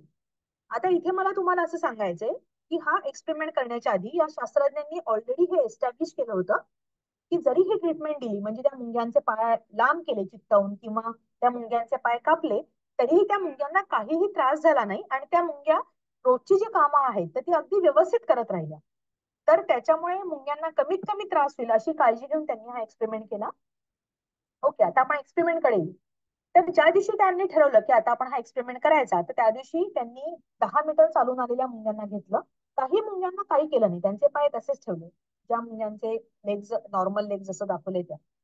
आणि त्यांना त्या मुंग्यांनी खाणं घेतल्यानंतर त्यांना उचललं आणि शेजारच्या चॅनेलमध्ये सोडलं. आता ज्या मुंग्यांचे पाय नॉर्मल होते, ज्यांना काहीही ट्रीटमेंट दिली नव्हती, तर त्या मुंग्या त्या पॅरलल जो चॅनेल होता त्याच्यामधनं बरोबर 10 मीटर चालल्या आणि आपलं घर कुठे आहे ते शोधायला लागले. म्हणजे याच्यावरनं कळतं की मुंग्या ट्रेन झाल्या होत्या 10 मीटर चालायला.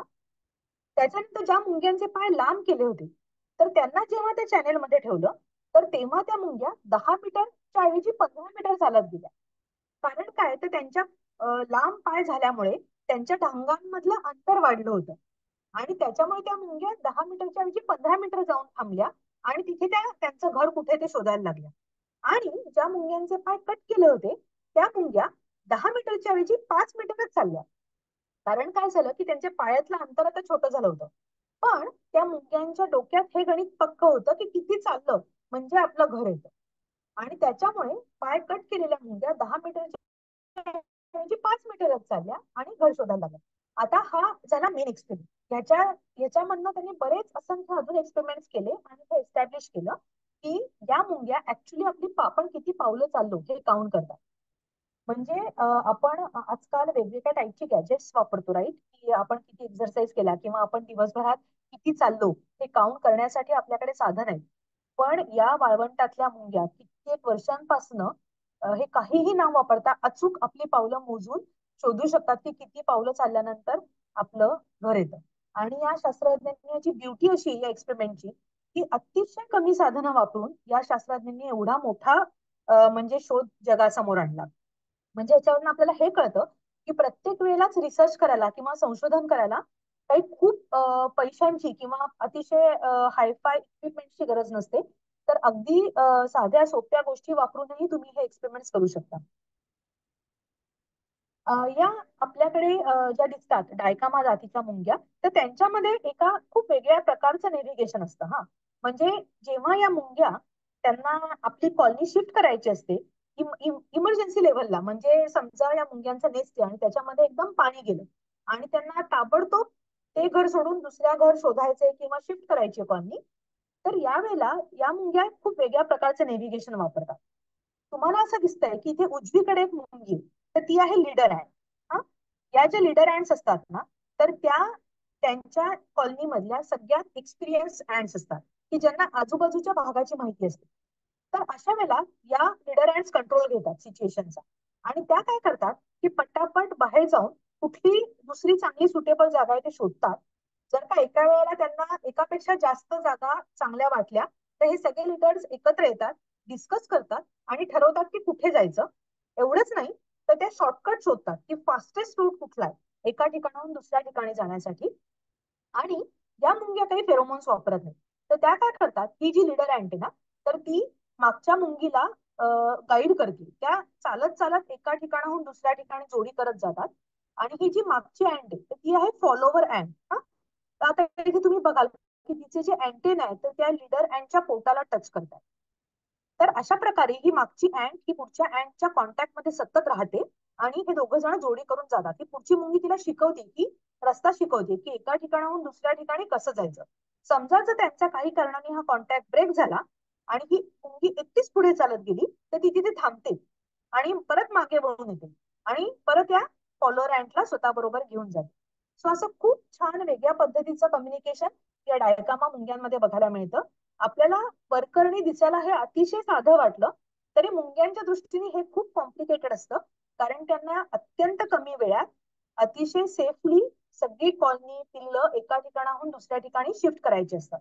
सो त्यांच्या दृष्टीने हे सोपं काम अजिबातच नसतं. आता मी तुम्हाला अगदी थोड्या वेळ म्हणजे मी स्वतः ज्या मुंग्यांवरती काम केलं, तर त्यांची माहिती देते.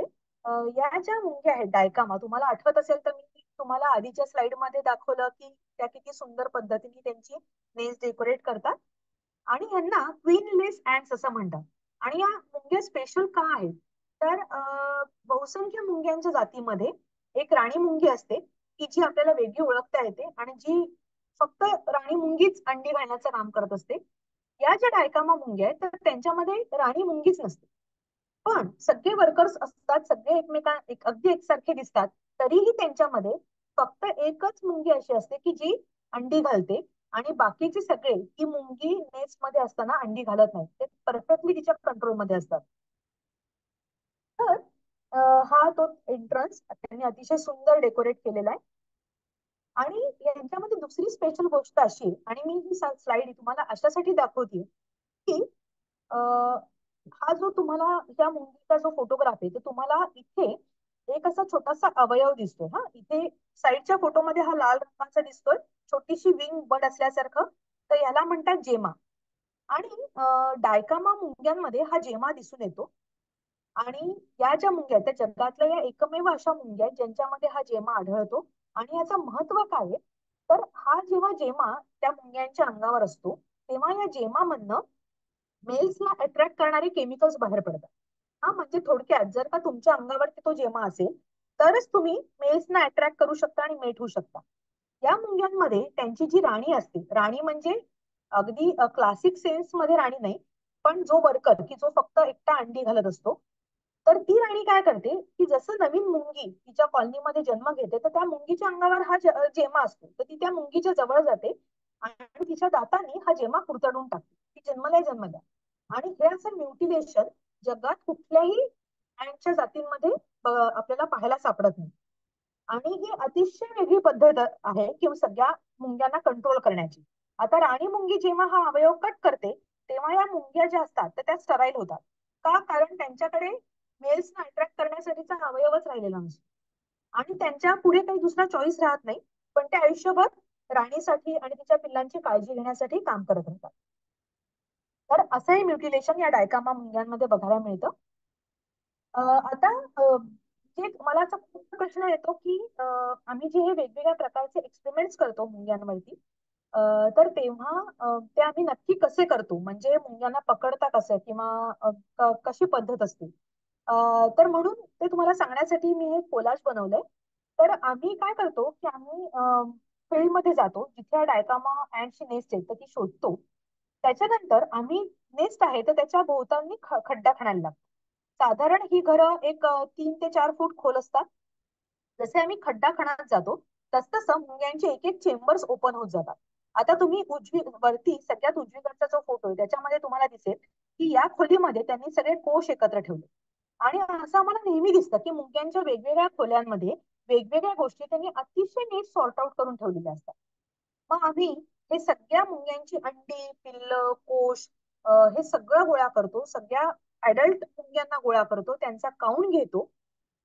अतिशय केअरफुली हे काम करावं लागतं. कधी कधी आम्हाला 4-4 तास एका खड्ड्यामध्ये बसून हे सगळं कलेक्ट करावं लागतं.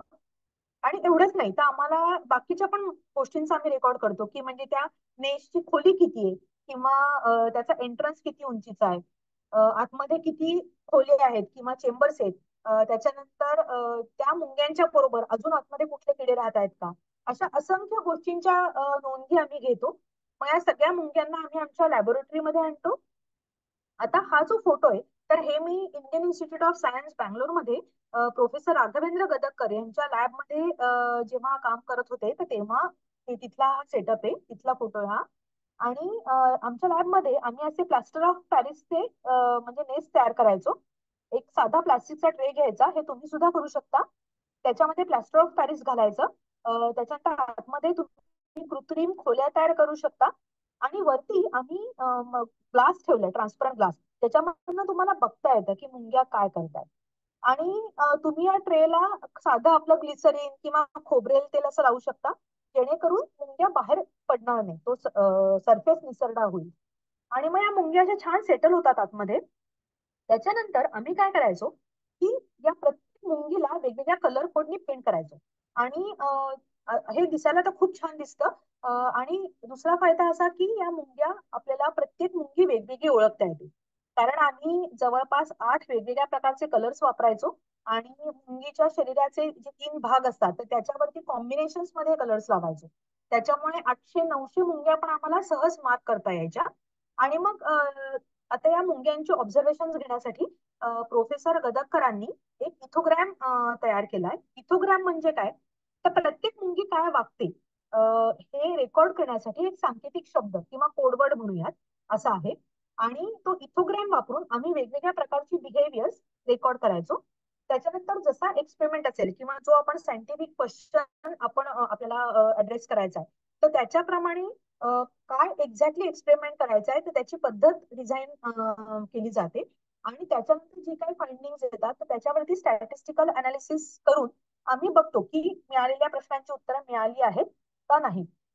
सो असं म्हणजे असे हे एक्सपेरिमेंट्स आमचे दिवसभरात 8-8, 9-9 तास चालतात, ज्याच्यामध्ये पेन्सटेकिंगली ऑब्झर्वेशन घ्यावे लागतात. पण अर्थात तुम्हाला जर का मुंग्या आवडत असेल तर हे तुम्हाला त्रासदायक वाटत नाही. तुम्हाला आता आपण टॉकच्या शेवटच्या भागाकडे आलेलो. मी जसं म्हणलं की काही एक्सपेरिमेंट्स आम्ही अख्खी मुंग्यांची कॉलनी खणून आणून लॅबमध्ये ठेवून ऑब्झर्व करतो, तर काही एक्सपेरिमेंट्स आम्ही ऍक्च्युली फील्डमध्ये करतो. तर तुम्हाला फक्त एक दोनच छोटे एक्सपेरिमेंट सांगते. हा जो फोटो दिसतोय हा इंडियन इन्स्टिट्यूट ऑफ सायन्स मधला ज्युबिली गार्डन नावाचा एक भाग आहे, तर तिथला फोटो आहे. आणि इथे आम्ही बरेच अँड्सचे एक्सपेरिमेंट्स केले. तर आम्ही काय केलं की याच्यामध्ये या गार्डन मध्ये आम्ही मुंग्यांच्या 26 कैकामा कॉलनीज ऑब्झर्व केल्या एक वर्षभर. हं? आता याच्यामध्ये आम्ही खूप साधे प्रश्न विचारले होते. म्हणजे काय, आणि हे काम प्रोफेसर गदकरांच्या लॅबमध्ये झालेलं आहे. आणि आम्हाला एक प्रश्न असा होता की मुंग्यांच्या कॉलनीमधले मी तुम्हाला सांगितलं त्याप्रमाणे काही मुंग्या फोरेजर्स म्हणून काम करतात. फोरेजर्स म्हणजे काय, की फोरेजर्स म्हणजे अशा मुंग्या की ज्या बाहेर जाऊन खाणं गोळा करून घेऊन येतात. तर आम्हाला प्रश्न पडायचा की प्रत्येक मुंग्यांच्या कॉलनीमध्ये हे फोरेजर्स किती प्रमाणात असतात. आता हे जर शोधून काढायचं असेल तर प्रत्येक वेळेला तुम्हाला सगळी कॉलनी खणून बघणं आलं की किती फोरेजर्स त्या कॉलनीमध्ये आहेत. तर आम्ही काय केलं, अशा 26 कॉलनी सिलेक्ट केल्या, वर्षभर ऑब्झर्वेशन घेतली. आणि प्रत्येक कॉलनी मधनं जी मुंगी खाणं शोधायला बाहेर यायची तर तिला मार्क केलं. प्रत्येक कॉलनीमध्ये आम्ही असे हे जे फोरेजिंग ऍड्स होत्या तर त्यांना 3 दिवस मार्क करत होतो. 3 दिवसानंतर होतं काय की सगळ्या मुंग्या मार्क झालेल्या दिसून येतात. म्हणजे तेव्हा आपल्याला कळतं की ठीक आहे, जेवढे काही फोरेजर्स आतमध्ये त्या सगळ्यांना आपण मार्क केले. 3 दिवसानंतर आम्ही या कॉलनीज खणल्या आणि सगळ्या मुंग्यांचा काउंट घेतला आतमध्ये. आणि किती मार्क पॅन्ट्स आहेत हे पण मोजलं प्रत्येक कॉलनीमध्ये. आणि टू आवर सरप्राईज आम्हाला असं दिसून आलं की प्रत्येक कॉलनीचा साईज वेगवेगळा असतो. प्रत्येक कॉलनीमध्ये कमी जास्त प्रमाणात मुंग्या असतात, पण तरीही प्रत्येक कॉलनीमध्ये जे फोरेजर्स होते ते सगळ्या कॉलनी मेंबर्सच्या 24% होते. आणि हे खूप अमेझिंग आहे की मुंग्या हे जे 24% प्रमाण आहे हे बरोबर मेंटेन करतात. आणि आता ह्याच्यामुळे काय झालं की आम्हाला, समजा आम्हाला एखाद्या एक्सपेरिमेंटसाठी एखादी मुंग्यांची कॉलनी कलेक्ट करायची, तर आता या एक्सपेरिमेंटचा फायदा असा झाला की तुम्ही जरी फक्त फोरेजर्स मार्क केले कॉलनी डिस्टर्ब न करता आणि त्यांचा काउंट घेतला, तरी तुम्हाला अंदाज येतो की अरे हे फोरेजर्स जर एवढ्या प्रमाणात आहेत तर या कॉलनीचं साईज किती असेल. आणि मग त्याच्यावर तुम्ही ठरवू शकता की ही कॉलनी आपण कलेक्ट करायची का नाही. सो या एका खूप साध्या एक्सपेरिमेंटनी आम्हाला खूप मोठी ही माहिती दिली. तसंच आम्ही काय केलं की हे जे फोरेजर जेव्हा खाणं गोळा करायला बाहेर पडायचे, तेव्हा त्या प्रत्येक फोरेजरची डायरेक्शन आम्ही नोट केली प्रत्येक वेळेला.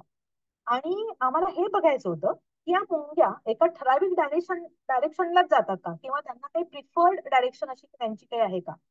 आणि आम्हाला असं दिसून आलं की मेजॉरिटी जे फोरेजर्स होते तर ते एका विशिष्ट दिशेलाच रोज जायचे.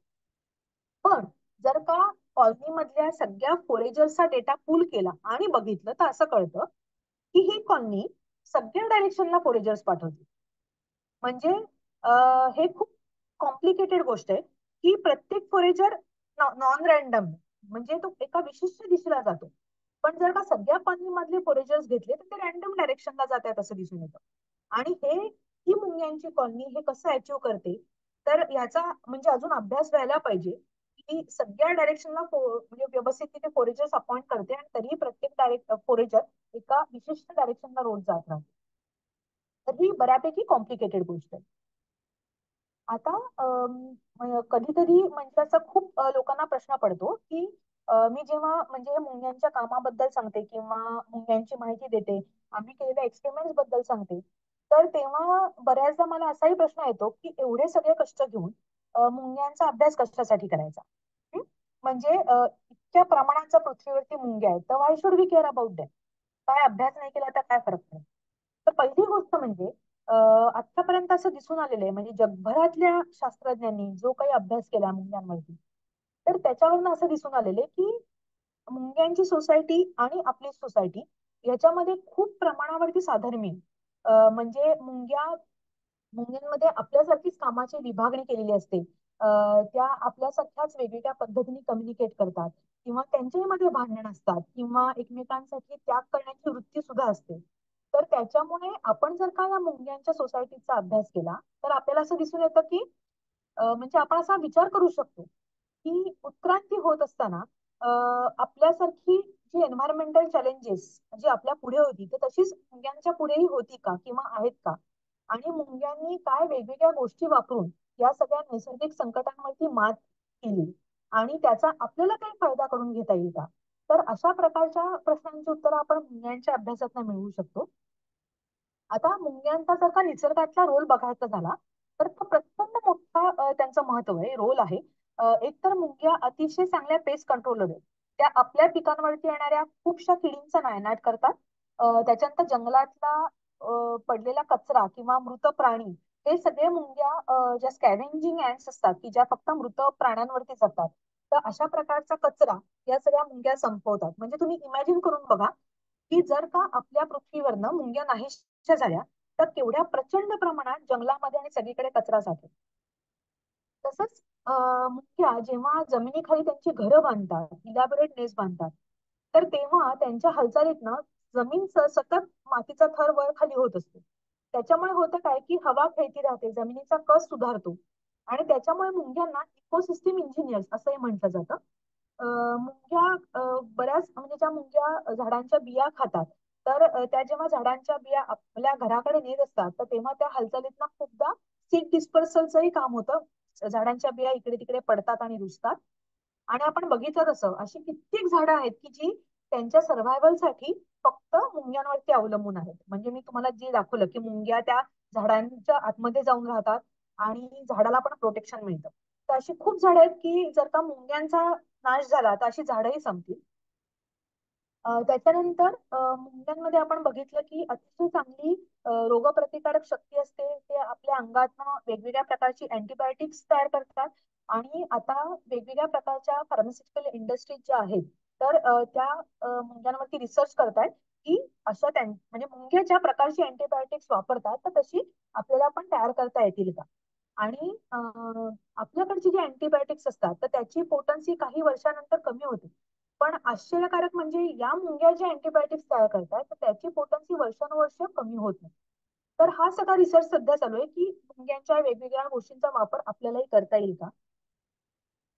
आणि फक्त एवढंच नाही, तर मुंग्यांच्या कॉलनीमध्ये मुंग्या ज्या पद्धतीने व्यवहार करतात किंवा अतिशय साधे साध्या गोष्टी वापरून मुंग्या त्यांची कॉलनी चालवतात, तर त्यांच्यामधनं कसं होतं की मुंग्या खूप साधे साधे नियम वापरून त्यांची दैनंदिन कामं करत असतात. पण जेव्हा शेकडो मुंग्या एकत्र येतात, एकत्र येऊन काम करतात, तेव्हा पुष्कळदा त्यांच्यामधनं कॉम्प्लेक्स एक सिस्टीम तयार होते. हा, किंवा सामूहिक बुद्धिमत्ता तयार होत असते. तर या सगळ्या गोष्टींचा वापर करून मुंग्यांच्या वर्तणुकीवरती आधारित अँड अल्गोरिथम्स बनवले गेले की जे वेगवेगळ्या प्रकारच्या टेक्नॉलॉजी मध्ये वापरले जातात. म्हणजे टेलिकम्युनिकेशन असू देत, इंटरनेट किंवा एअर ट्रॅफिक असू देत. काही काही एअरलाईन कंपन्यांनी पण मुंग्यांच्या स्वभावाचा अभ्यास करून काही गोष्टी केलेल्या आहेत की ज्याच्यामुळे त्यांना फायदा झालेला आहे. त्याच्यानंतर मुंग्यांवरती आधारित मिनिएचर रोबोट्स पण बनवले गेलेत की पुष्कळदा आपण बघतो की पूर येतो किंवा वणवे लागतात आणि अशा काही काही ठिकाणी लोक अडकतात, त्यांना रेस्क्यू करणं अवघड होतं. तर अशा वेळेला असा पण प्रयोग झालेले आहेत की मुंग्यांसारखे छोटे कॉस्ट सेव्हिंग छोटे छोटे असे खूप रोबोट्स बनवायचे की जे अशा ठिकाणी जाऊन इन्फॉर्मेशन रिट्रीव्ह करून बाहेर येतील आणि सांगतील की कुठे कोण लोक अडकलेले. तर अशा प्रकारे मुंग्या आपल्याला असंख्य प्रकारांनी मदत करत आहेत. आणि जसा त्यांच्यावरचा रिसर्च आता पुढे जात आहे तर त्याच्यावरनं अशा असंख्य गोष्टी मुंग्या आपल्याला देत राहणार आहेत, टेक्नॉलॉजी देत राहणार आहेत. आणि त्यांचा आपल्याला काय उपयोग होतो याच्याही पेक्षा म्हणजे नुसतं मुंग्यांना बघण्यात जो काही आनंद मिळतो तो एक खूप वेगळ्या पद्धतीचा आनंद असतो. आणि म्हणून मला असं वाटतं की तुमच्यापैकी म्हणजे अगदी थोड्या जणांनी जरी ही जर काही हॉबी डेव्हलप केली की मुंग्यांना बघण्याची, तरी तुम्हाला मी काय म्हणतेय तर ते समजू शकेल की नुसती मुंग्यांची कॉलनी बघणं किंवा त्यांचा बिहेवियरचा अभ्यास करणं ही इतकी आनंद देणारी गोष्ट असते की तुम्हाला कधीही आयुष्यात कंटाळा येणार नाही जर का तुम्ही मुंग्या बघण्याची सवय जर का लावून घेतली तर. सो माझा टॉक इथे संपलाय. आणि तुम्हाला काही प्रश्न असतील तर मी घेऊ शकते. त्याच्या आधी तुम्हाला एक मला दाखवायचं होतं की मी काही इथे पुस्तकं चे फोटो टाकले की जी तुम्हाला रिफर करता येतील. तुम्हाला मुंग्यांबद्दल जर का अजून माहिती हवी असेल तर ती अतिशय चांगली जगप्रसिद्ध पुस्तकं आहेत. अमेझॉन वगैरे वरती पण अवेलेबल आहे, तुम्हाला घेता येतील ती. आणि या काही वेबसाईट्स मी दिल्यात ज्या तुम्ही रिफर करू शकता अशा प्रकारचा रिसर्च बघण्यासाठी किंवा अजून काही जास्त माहिती मिळवण्यासाठी. ती तुम्हाला सगळं शेअर होईलच. तर आता काही प्रश्न असतील तर मी घेऊ शकते. धन्यवाद नूतन मॅडम. अतिशय सुंदर असं व्याख्यान चालू झालेलं होतं. खरं तर नूतन मॅडम यांनी मला सांगितलं होतं की जास्त वेळ जर होत असेल तर मला सांगा. मात्र मॅडम, वेळेचं भान हरवणार अशा पद्धतीचं हे व्याख्यान होतं. अगदी थांबूच नाही. मुंगी आख्यान, म्हणजे ज्या मुंग्यांकडे आपण एवढं दुर्लक्ष करतो तर त्या संदर्भातली एवढी छान माहिती आणि अतिशय शास्त्रीय पद्धतीने आणि सोप्या भाषेमध्ये मॅडमने आपल्याला ती समजून सांगितली. आणि नुसतीच माहिती नाही तर वेगवेगळे प्रयोग कसे केले जातात, त्याच्यामागचा उद्देश कसा असतो आणि त्याचा आपल्याला कुठे फायदा घेतला घेऊ शकतो याबद्दल मॅडमने खूप अतिशय चांगल्या पद्धतीने आपल्याला माहिती दिली. तर त्याबद्दल मॅडमचं खूप खूप आभार. मला आता कल्पना आहे की एवढं सुंदर व्याख्यान झाल्यानंतर प्रश्न सुद्धा येणारच आहेत. आणि कारण सर्वांची उत्सुकता आता अधिक जास्त चाळवली गेली आहे त्याबद्दल प्रश्न विचारण्यासाठी. म्हणून काही प्रश्न आपण आता घेणार आहोत.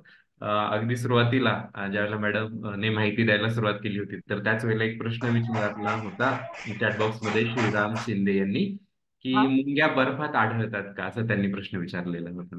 हो. आपल्याकडे अगदी हिमालयामध्ये पण आढळणाऱ्या मुंग्या आहेत. आणि त्या मुंग्यांची खूप म्हणजे समाज व्यवस्था आणि सगळंच खूप वेगळं असतं. आणि या ज्या मुंग्या असतात तर त्या काय करतात की अतिशय थंडीमध्ये त्या हायबरनेट होतात. म्हणजे त्यांच्या हालचाली मंदावतात त्या मुंग्यांची जी राणी मुंगी असते तर ती तिचा अंडी घालण्याचा वेग पण मंदावते अतिशय, म्हणजे अंडी घालणं काही महिन्यांसाठी त्या थांबवतात. आणि त्या मुंग्यांच्या अंगामध्ये एक अँटी फ्रीजिंग केमिकल असतं, तर ते ऍक्टिव्हेट होतं. त्याच्यामुळे त्या मुंग्या कधीही म्हणजे गारठल्यात गोठल्यात असं होत नाही. धन्यवाद मॅडम. हॅलो. ही सुद्धा खरं तर नवीन माहिती होती आमच्यासाठी. हॅलो. कोणाला प्रश्न नाही विचार हा विचारा सर. मॅडम, माझा एक प्रश्न असा आहे की हा. परसबागेतील ज्या मुंग्या असतात तर त्या मुंग्यांमुळे झाडांना जी लागलेली वाळवी असते ती वाळवी नाश होण्यासाठी त्या मदत करू शकतात का? प्रचंड. कारण मुंग्यांचं अतिशय आवडतं खाणं म्हणजे वाळवी आहे. आणि त्या मुंग्या या वाळवीचा नंबर एक शत्रू आहे. तर त्याच्यामुळे मुंग्या हा अतिशय चांगला कंट्रोल आहे वाळवीसाठी. अनेकदा आपण मित्र कीड जसं म्हणतो तर तशाच हा, पद्धतीने बायोलॉजिकल कंट्रोलसाठी सुद्धा मुंग्या खूप चांगल्या बरोबर. पद्धतीने मदत करतात. खूप छान माहिती दिली नूतन मॅडम. मृणालिनी मॅडमने रेज केलेले हँड. मृणाली मॅडम विचारा प्रश्न तुमचा. थँक्यू. खूप छान माहिती सांगितली मॅडम आपण. मला जो प्रश्न विचारायचा आहे की काही लोक मुंग्यांना नाश करायचा प्रयत्न करत आहेत. म्हणजे मी एक छोटं एक्झाम्पल सांगते की माझ्या सोसायटीमध्ये एक बाई आहेत, त्यांनी गॅस जवळ मुंग्या दिसल्या त्यांना आणि त्यांनी एक स्प्रे मारला. हा. त्याच्याने असा स्फोट झाला की त्या स्वतः तर त्याच्यामध्ये जळाल्यास.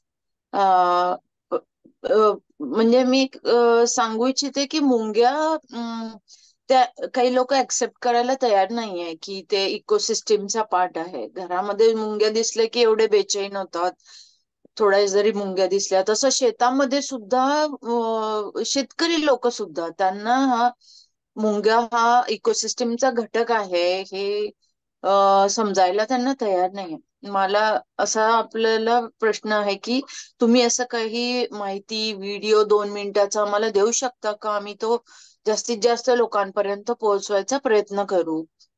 चालेल, चांगली आयडिया, मी करू शकते आणि मी शेअर पण नक्की करीन. तुम्ही माझ्या या ईमेल ऍड्रेसवरती कॉन्टॅक्ट करू शकता. आता मला ठीक आहे. तुम्ही जी पहिली घटना सांगितली की त्यांनी तो स्प्रे मारला, तर याच्याबद्दल मला असं सांगायचंय की आपल्या ज्या म्हणजे मी असं कधीच म्हणणार नाही की मुंग्यांना मारू नका. म्हणजे इन द सेन्स की आपल्या घरात कधी कधी खरंच खूप मुंग्यांचा त्रास होतो, पण मी सांगितलं त्याच्याप्रमाणे त्या आपल्या स्थानिक मुंग्या नाहीये. म्हणजे घरात युजली ज्या आपल्याला त्रास देतात प्रचंड, तर त्यातल्या बहुतेक मुंग्या या एलियन मुंग्या किंवा बाहेर आलेल्या पाहुण्या मुंग्या आहेत, ज्यांनी आपल्याकडच्या स्थानिक मुंग्यांना हाकललेलं आहे आणि त्यांनी सगळीकडे उच्छाद मांडलाय. आणि या मुंग्यांमध्ये ना त्यांना प्रपोगेट होण्याच्या अशा काही पद्धती असतात त्यांच्या, की त्यांना कंट्रोल करणं अतिशय अवघड असतं. आणि त्याच्यामुळे दुसरा काही उपाय राहत नाही, पण म्हणजे खूप प्रमाणावरती केमिकल्स मारली जातात. त्याच्यामुळे हे सगळे त्रास पण मी समजू शकते. पण त्यातल्या त्यात मी सांगेन की घरगुती उपाय करून जर का काही करता आलं, म्हणजे फॉर एक्झाम्पल आपण अगदी साध्या गोष्टी, तर टाल्कम पावडर असते किंवा ग्लिसरीन असतं, किंवा असे स्ट्रॉंग वास येणाऱ्या ज्या गोष्टी असतात की लिंबाचा रस किंवा दालचिनी पावडर, अशा वेगवेगळ्या गोष्टी, हळद असं वापरून सुद्धा आपण त्यातल्या त्यात किचन मध्ये मुंग्यांचं येण्याचं प्रमाण कमी करू शकतो. आणि हे जे आहे की थँक्यू. शेतकरी पण मुंग्या मारतात, तर त्याच्यात त्यांची काही चूक नाहीये, कारण मुंग्यांची तेवढी माहितीच नसते की कुठल्या जातीच्या मुंग्या काय पद्धतीने आपल्याला मदत करतात. तर चांगली आयडिया आहे ही. मी नक्की असं म्हणजे बनवण्याचा प्रयत्न करेन.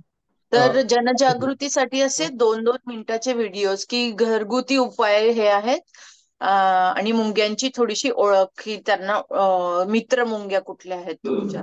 जरूर जरूर, नक्कीच करता येईल. ठीक हॅलो आहे. तर मॅडम. आमचं एक ग्लोबल ट्री इनिशिएटिव्ह नावाचा प्लॅटफॉर्म आहे मॅडम. तर आपल्याकडे अशी स्पेस आहे ज्याच्या थ्रू हे छान गोष्टी आपण प्रमोट करू शकतो. मी करते कॉन्टॅक्ट तुम्हाला. धन्यवाद. जरूर, जरूर. Hello madam. धन्यवाद मृणाली मॅडम आणि नूतन मॅडम, छान प्रश्नाला उत्तर दिल्याबद्दल. आता हॅलो मॅडम. सुशांत सरांचा प्रश्न घेऊयात आपण. हा सुशांत सर बोला. हा सर. हॅलो. नमस्कार नमस्कार सर. हा, हा, नमस्कार मॅडम. हा, नमस्कार. हा, मी सिंधुदुर्ग मधून बोलतोय, देवगड. हा हा. तर आम्ही ऑर्गॅनिक फार्मिंग करतोय आता. ओके. हा, हा, तर आमची कलमबाग असते, कलमबाग आहेत. हा हा. कलमबागेत आम्ही प्युअर ऑर्गॅनिक असतं आमचं सगळं, फवारणी वगैरे काही करत नाही. तर आम्हाला कशा प्रकारे मुंग्यांची मदत मिळेल, थ्रिप्स किंवा तुडतुड्यापासून संरक्षणासाठी, त्याच्यासाठी आम्ही त्याच्यासाठी प्रयत्न करतो. हो. हा, त्याच्यासाठी म्हणजे हे जे थ्रिप्स किंवा तुडतुडे आहेत ना, तर हो. त्याच्यासाठी वेगळ्या प्रकारचे किडे की जे मुंग्यांपेक्षाही जास्त इफेक्टिव्ह बर. तर ते किडे आम्ही आमच्या लॅबमध्ये वाढवतो, हे सगळे मित्र किडे. आणि तुम्ही जर का कॉन्टॅक्ट केला तर हे किडे आम्ही नक्की तुम्हाला सप्लाय करू शकतो, की तुम्हाला वेगळी काही पेस्टिसाइड्स वापरण्याची गरज पडणार नाही आणि मित्र कीटक वापरूनच तुम्हाला थ्रिप्स आणि तुडतुडे कंट्रोल करता येतील. तुमच्याशी किंवा सरांशी धन्यवाद मॅडम. थँक्यू. सुशांत सर, मॅडमचा नंबर तुम्हाला स्क्रीनवर दिसतोय आणि ईमेल पण दिसतोय, तर त्यावर सुद्धा तुम्हाला कॉन्टॅक्ट करता येईल. धन्यवाद सुशांत सर, आणि खूप चांगलं काम करत आहात सेंद्रिय शेतीच्या संदर्भातलं, आणि मित्रकिडा फाउंडेशन सुद्धा नक्कीच तुम्हाला याच्यासाठी मदत करेल. हो, हो. सर्वजण खरं तर पर्यावरण प्रेमाच्या हो. माध्यमातून एकत्र आलेला आहोत. मॅडम, आता एक प्रश्न पुढचा चॅट बॉक्स मध्ये विचारला गेला होता प्रदीप सोष्टे सरांनी, जो खरं तर आपल्या सर्वांच्याच मनामधला प्रश्न आहे की कधी कधी कुठेही एकच मुंगी आपल्याला फिरताना दिसते. मग काय कारण असेल? तर ती चुकलेली असते की तर काही कारण असतं, आणि ती परत तिचं घरटं शोधून काढते का, की तोपर्यंत तिचं कार्य ती एकटीनेच फिरत असतं, असं असतं, असा त्यांनी प्रश्न विचारलेला आहे. आता इथे एक सोपी लक्षात ठेवण्याची गोष्ट म्हणजे आपल्याला आपल्या आसपास ज्या बाहेर फिरणाऱ्या मुंग्या दिसतात, तर त्या मुंग्या ज्या आहेत त्या फोरेजर असतात, म्हणजे फक्त खाणं गोळा करण्यासाठी ज्या मुंग्या बाहेर पडतात अशा जातीच्या मुंग्या असतात त्या. आणि त्या सगळ्या फिमेल मुंग्या असतात. कारण जे मेल्स असतात किंवा नर मुंग्या तर ते विशेष कधीच काम करत नाही. फक्त मादी मुंग्या अशी सगळी कामं करतात. आणि क्वीन जी असते तर ती कधीच अशी बाहेर हिंडत नाही, कारण ती नेस्टच्या आतमध्ये अंडी घालत बसलेली असते. तर त्याच्यामुळे असे जे सगळे रिस्की कामं असतात की बाहेर जायचं, खाणं गोळा करून आणायचं, ही सगळी कामं या फोरेजर मुंग्या करतात. त्याच्यामुळे तुम्ही ज्या एकट्या दुकट्या मुंग्या बघता बाहेर, तर त्या खाण्याच्या शोधार्थ हिंडणाऱ्या फोरेजिंग करणाऱ्या मुंग्या असतात. आणि मी तुम्हाला सांगितलं त्याच्याप्रमाणे कुठलीही मुंगी जेव्हा आपल्या घरातनं बाहेर पडते तेव्हा ती तिच्या शरीरातनं केमिकल्स बाहेर टाकत जाते, जी वापरून तिला तिचा परतीचा रस्ता सापडायला मदत होते, आणि अशा प्रकारे त्या रस्ता शोधून काढतात. धन्यवाद मॅम, खूप छान उत्तर दिलं त्याबद्दल. सर अनेक प्रश्न सध्या पण येणं अपेक्षित आहे. हा, बोला सर, विचार. सर नमस्कार. मॅडमला एक प्रश्न होता. मॅम, ज्यावेळेस हा, तुम्ही खड्ड्यामध्ये खोदता म्हणजे वारूळ ज्यावेळेस खोदता मुंग्यांचं, त्यावेळेस हा. मुंग्या अंगावर चढू नये म्हणून काय असं केमिकल वगैरे स्प्रे करता की पायावर की नाही? नाही, त्याच्यासाठी आम्ही काय करतो, असं आम्ही एक तर ते खूप सिस्टमॅटिकली एक एक चेंबर ओपन करत जावं लागतं. अशा वेळेला आम्ही जी बाकीची ओपनिंग असतात ती एकतर कापूस वापरून बंद करतो. त्याच्यामुळे असं कधीही होत नाही की एकदम सगळ्या मुंग्या अंगावर आल्या. म्हणजे एका मागून एक अशी आम्ही त्यांची खोल्या उघडत जातो. दुसरं म्हणजे आम्ही हातात हँडग्लोव्ह घालतो. आणि आता खूप सवय झाली वर्षानुवर्ष, त्याच्यामुळे हँडग्लोव्ह घालून आम्ही या मुंग्या पटापट आमच्याकडच्या जारमध्ये, प्लास्टिक जारमध्ये कलेक्ट करतो. ओके. तर त्याच्यामुळे कधी कधी स्टिंग्स बसतात, नाही असं नाही, पण सवयीनी ते प्रमाण कमी होत जातं. ओके. मॅम, आणखी एक म्हणजे मी जंगलामध्ये फिरताना मला एक असं नोटीस झालं होतं की जे हा, लीफ कटर जे ऍन्ट्स असतात ना, हा. त्यांनी काय केलं होतं, त्यांचं जिथं एंट्रन्स आहे त्याच्या आजूबाजूला सगळ्या बाजूने असे ते पानं जे आहेत ते असे पूर्ण सर्कलमध्ये अरेंज करून ठेवलेले होते. तर तिथं काय रिझन असू शकतं? म्हणजे मी तुम्हाला फोटो शेअर करू शकतो इथं लगेच स्क्रीनवरती. हा, चालेल, तुम्ही फोटो शेअर केलात तर मी बघीन. पण लीफ कटर ज्या ऍन्ड्स आहेत ना, तर त्या आपल्याकडे दिसत नाही, तर त्या अमेरिकेमध्ये दिसतात. ओके. आणि या ज्या मुंग्या आहेत तर त्या म्हणजे लीफ कटर ऍन्ड्स असं नसतील, पण हा. मे बी त्यांनी झाडांची पानं आणून म्हणजे त्या डायकामा जातीच्या सुद्धा असू शकतात, कारण डायकामा जातीच्या मुंग्या असं ओके. करतात. सो तसंही मॅम असू मी वाशिम मधून बोलतोय. शकतं. काटेपूर्णा वाईल्ड लाईफ सँक्च्युरी जी आहे अकोल्याची, तिथला ओके. फोटो आहे हा. बघून घ्या, आता स्क्रीनवर दिसत असेल कदाचित. मला नाही दिसत आहे अजून. विकास सर, येस. सध्या स्क्रीनवर शेअर करण्याच्या ऐवजी तुम्ही मॅडमला पर्सनल व्हॉट्सअपला ओके, पाठवा. Fine sir, fine. तसं केलं तरी मी आयडेंटिफाय करण्याचा प्रयत्न करेन. येस. Thank you, thank you. थँक्यू विकास सर आणि नूतन मॅडम, खूप छान प्रश्नाला खूप छान उत्तर दिल्याबद्दल. मॅडम, बहुसंख्य जणांच्या ज्या प्रतिक्रिया आहेत तर त्या अशाच आहेत की खूप अद्भुत अशी माहिती आम्हाला माहिती मिळाली, आणि प्रेझेंटेशनचं आणि तुमच्या निवेदन शैलीचं सुद्धा खूप जणांनी कौतुक केलेलं आहे. आणि ह्या आपल्या लेक्चरचं आजची यशस्वीता सुद्धा आपल्याला सर, याच पद्धतीने एक अजून वाटते. प्रश्न घेऊ शकता का? सर, मी चॅटमध्ये एक फोटो शेअर केलाय, कृपया त्याविषयी थोडीशी माहिती मिळेल तर. हा, नक्की. मॅडम, एक प्रश्न तुम्ही मला विचारायचा होता, विचारा. हा. मी ऍक्च्युली चॅटमध्ये पण म्हटलं होतं की आमच्या बागेत पण खूप विवर अँड झाल्या होत्या. तुम्ही म्हटलं त्याप्रमाणे त्या आधी आंब्याच्या झाडावर आल्या आणि मग हळूहळू प्रत्येक झाडावर दिसत होत्या. त्या आम्हाला पाणी पण घालणं अशक्य झालं होतं. तर त्या वर्षी चिक्कू का चोरीला नाही गेले याचं कारण आम्हाला नंतर कळलं. कारण त्या खूपच प्रोटेक्ट करत होत्या. त्या अक्षरशः they were marching from on the compound also. म्हणजे करेक्ट कोणाला आत यायची हिंमतच नव्हती आणि आपल्याला पण भीती वाटते, एवढ्या फेरॉशियस होत्या. पाणी करेक्ट पण करेक्ट. घालू द्यायच्या नाहीत आम्हाला. आम्ही नाईलाजानी शेवटी त्याचं आम्हाला पेस्ट कंट्रोल करायला लागलं. म्हणजे त्यांनी सांगितलं आम्हाला हर्बल करतोय म्हणून. बरोबर, पण मला त्याशिवाय खूप वाचता वाईट वाटलं. हा, तर is there any other way to control them? नाही, विवरांचा हा प्रॉब्लेम होतोच, कारण अदरवाईज तुम्ही त्या झाडावरती चढू शकत नाही. पण हो, मे बी एखादा पूर्ण आपण मधमाशा म्हणजे पालन करणारे लोक जसं पूर्ण बॉडी सूट घालतात, तर तसं हा, करूनच तुम्ही म्हणजे काहीतरी करता आलं तर बघा. पण ओके, अदरवाईज तर केमिकल्स वगैरे असंच वापरून काहीतरी करावं ओके, लागतं. ओके. आणि त्या हे आहेत का, नेटिव्ह आहेत का त्या इन्व्हेसिव्ह आहेत नाही नाही, ह्या विवर अँड? आपल्याकडच्या नेटिव्ह आहेत. Okay, okay, okay. Thank you ma'am. हा, धन्यवाद मॅम. खरं तर सुरुवातीपासून 100 पार्टिसिपंट आपल्याबरोबर होते आणि एवढा वेळ झाल्यानंतर सुद्धा आताही 83 जण पार्टिसिपंट त्यांच्या प्रश्नांची उत्तर आणि वेगवेगळी चर्चा ऐकण्यासाठी उत्सुक आहेतच.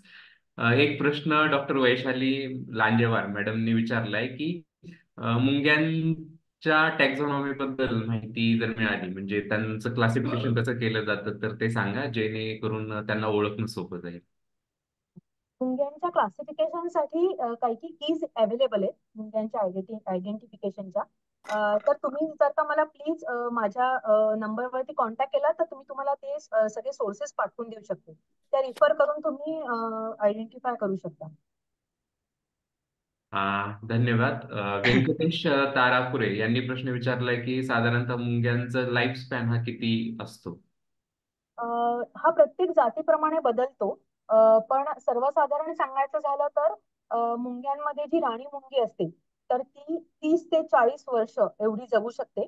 त्याचं कारण असं आहे की तिचं काम फक्त अंडी घालणं असं असतं आणि ती जास्त करून कधीच देशच्या बाहेरच पडत नाही.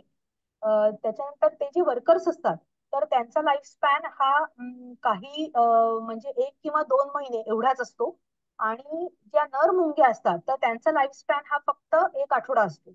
म्हणजे एकाच मुंग्यांच्या कॉलनीमध्ये इतक्या प्रचंड प्रमाणावरती आपल्याला हा फरक दिसून येतो की राणी मुंगी ही काही दशकं जगते, वर्कर मुंगी, कामकरी मुंगी ही काही महिने आणि नर मुंगी ही काही आठवडे जगते. तर ऍक्च्युली ना याच्यावरती पण रिसर्च चालू आहे की जर का या सगळ्या मुंग्या एकाच प्रकारचं खाणं खात आहेत, एकाच प्रकारच्या हवामानामध्ये राहत आहेत, तर असं काय एक्झॅक्टली असतं की ज्याच्यामुळे त्यांच्या लाईफ स्पॅन मध्ये एवढा फरक पडतो. तर याच्यावरती सुद्धा सध्या अभ्यास चालू आहे. अगदीच, मुंगी हा विषय एवढा जास्त विस्तृत आहे की वेगवेगळ्या अंगावर त्याचं काम करण्याची गरज आहे आणि त्या पद्धतीचं तुमचं खूप सुंदर काम चाललेलं आहे. तर त्याबद्दल खरं तर तुमचं अभिनंदन आणि आभार सुद्धा. आपली सहयोगी संस्था सृष्टीज्ञान संस्थेचेच कार्यकारी संचालक प्रशांत शिंदे सर यांना सुद्धा या संदर्भातला प्रश्न विचारायचा आहे. प्रशांत सर, प्रश्न विचार. नमस्कार. नमस्कार. बोलू का मी? हो हो हो, बोला ना सर. मॅडम, लेक्चर ऐकताना एकदम गुंग होऊन झाल्यासारखं झालेलं आहे. मुंग्या तसा तुम्ही शास्त्रीय पद्धतीने तो विषय इतका सुंदर पद्धतीने एक्सप्लेन केलेला आहे, पण अदरवाईज सुद्धा त्यांचं आपल्या जीवनातलं स्थान अगदी संत परंपरेपासून ते आपल्याला ते पाहायला मिळतं. मग ते संत तुकारामांचा अभंग असेल, मुंगी लहानपण देगा देवा, मुंगी साखरेचा रवा, किंवा मुक्ताईने पण मुंगी उडाली आकाशी, असं सगळं जे काय म्हणून ठेवलेलं आहे. तर इतकं त्या आपल्या जीवनाचा किती अविभाज्य भाग आहेत हे अगदी जुन्या काळापासून आपल्याला ते आपल्या साहित्यात पण पाहायला मिळतं. मी पर्यावरण शिक्षणाचं काम करतो आणि त्याच्यामध्ये खूप कॅज्युअली आम्ही बोलताना बोलून जातो की क्रेमेटोगॅस्टर अँट आणि रुपस वुडपेकरचं ते जे काय सिम्बायोटिक नातं आपल्याला आढळतं, तर त्याच्यामध्ये खूप कॅज्युअली असं बोलून जातो की ते फेरोमोन त्याच्यामध्ये काहीतरी काम. तर कारण आज तुम्ही शास्त्रज्ञ या संदर्भामध्ये आमच्याशी बोलतात, तर तुम्ही ह्याच्यामध्ये काही आम्हाला थोडं गाईड कराल का, जेणेकरून आमचं विधान हे खूप कॅज्युअली येणार नाही पर्यावरण शिक्षणामध्ये, तर ते मोर सायंटिफिकली आम्हाला मांडता येऊ शकेल. तर प्लीज. हा, ही थिअरी मी पण ऐकली आहे. पण मी आज त्याच्याबद्दल काही बोलले नाही, कारण मला कुठेही त्याचा म्हणजे सायंटिफिकली बॅक असा होणारा एव्हिडन्स नाही मिळालेला. पण जर का मला असं काही अजून कोणी रिसर्च केला तर मी नक्की तुमच्या बरोबर शेअर करेन. पण मला पण खात्री नाहीये, म्हणून मी आज त्याच्याबद्दल बोलले नाही फेरोमोन्स बद्दल, कारण मला असं कुठेच काही रिसर्च पेपर असा काही दिसला नाही त्याच्यावरती. ओके मॅडम, म्हणजे आमचं विधान आम्हाला खूप काळजीपूर्वक हो हो वापरण्याची गरज आहे. हो हो. मॅम एक ओके. क्वेश्चन होता आणखी प्लीज. हा. मॅम कालच एक व्हिडिओ बघितली सोशल मीडियावरती, ज्याच्यावरती त्यांनी दाखवलं की ते ना झाडावरती असणारं मुंग्यांचं जे घरटं आहे ते पूर्ण तोडून खाली घेतात आणि त्याची चटणी बनवून खातात. तर मुंग्या ॲज अ फूड, म्हणजे मी फर्स्ट टाइम व्हिडिओ बघितली. तर असं रेकॉर्ड तुम्हाला दुसरीकडे मिळालं का? कारण ती व्हिडिओ आय थिंक छत्तीसगड आणि उडीसाच्या तिकडची होती. करेक्ट तर करेक्ट. नॉर्थ म्हणजे साऊथकडे जनरली म्हणजे इन्सेक्ट पण खातात, लार्वी वगैरे. तर असे मुंग्यांच्या बाबतीत काही रेकॉर्ड मिळाले का? हो, आता आपण ज्या विवर ॲन्ट्स पाहिल्या, वेणकरी मुंग्या झाडावरती येस. घरं बांधणाऱ्या, तर आपल्याकडे खूप ठिकाणी भारतामध्ये आदिवासी जमाती, म्हणजे तुम्ही आता म्हणालात छत्तीसगड वगैरे सारख्या भागात, तर ते या हो. लाल मुंग्यांची चटणी करून खातात, किंवा त्या विकायला पण असतात तिथल्या बाजारांमध्ये. एकतर खूप हाय प्रोटीन कंटेंट असतो त्यांच्यामध्ये, आणि खूप ठिकाणी आदिवासी वापरतात या मुंग्या खाण्यासाठी म्हणून. Yes, thank you ma'am. धन्यवाद हॅलो. मॅडम. अगदी दुसऱ्या ठिकाणी म्हणजे अंदमान निकोबारचे जे आदिवासी आहेत आणि हो इतर अनेक आदिवासी जमातीमध्ये सुद्धा त्याचा तसा वापर केला जातो. हो. खूप छान माहिती दिलीत. हा विचारा आपण प्रश्न. हॅलो. मला ऍक्च्युली मी पण परवा यांनी म्हटलं त्याच्यावरनं मला आठवलं, कालच एक व्हिडिओ बघितला. नाही, लिंक होती एक, त्याच्यात त्यांनी दिलं होतं की सर्टन आफ्रिकेमध्ये मुंग्यांच्यामुळे जे लायनचं हंटिंग बिहेवियर आहे ते चेंज झालेलं आहे. हो म्हणजे हो. त्यांचं आवडतं खाद्य हे झेब्रा आहे, पण त्यांना काहीतरी इन्व्हेजिव्ह कुठल्या तरी अँट्स आल्यात आणि त्यांनी नेटिव्ह अँट्सना पळवून लावलंय. त्याच्यामुळे हत्ती जवळ येऊ शकतात त्या झाडाच्या, जे प्रोटेक्शन नेटिव्ह अँट्स कडून मिळत होतं ते त्यांना मिळत नाहीये. त्याच्यामुळे हत्ती ते करता येत नाही आपल्या प्रे लायनना. त्याच्यामुळे ते आता बायसन कडे वळलेत, अशा अर्थाचं ते एक आर्टिकल वाचलं. अतिशय सुंदर पेपर. बाकीच्या लोकांना, म्हणजे ओके. ज्यांना कोणाला याच्याबद्दल इन्फॉर्मेशन हवी असेल, तर एक छोटीशी गोष्ट सांगते. म्हणजे त्यांनी काय हा अभ्यास केला, की आफ्रिकेमध्ये जी काही झाडं होती, तर ती झाडं प्रोटेक्ट करायच्या. म्हणजे ती झाडं त्या कोणी जेव्हा बाकीचे प्राणी येतील तर ती त्या हा प्राण्यांवरती अटॅक करायच्या आणि ती झाडं खाऊ द्यायच्या नाही. तर तेव्हा कसं होतं की झाडं खूप हा असल्यामुळे हे जे झेब्रा वगैरे सारखे प्राणी होते, तर त्यांना लपायला जागा होती, हा आणि ते त्यांना सिंह दिसायचे पटकन आलेले. आता काय होत गेलं की हळूहळू आफ्रिकेमध्ये पण बाहेरच्या इन्व्हेजिव्ह अँट्स आल्या, त्यांनी त्या हा लोकल मुंग्यांना हाकललं, आणि हा या इन्व्हेजिव्ह अँट्स आहेत तर त्या बाकीच्या प्राण्यांवरती कधी अटॅक करायच्या नाही. तर त्याच्यामुळे काय हा झालं की ही झाडं खूप मोठ्या प्रमाणावरती त्यांची चराई झाली, म्हणजे ती झाडं खाऊन हा बाकीच्या प्राण्यांनी संपवली.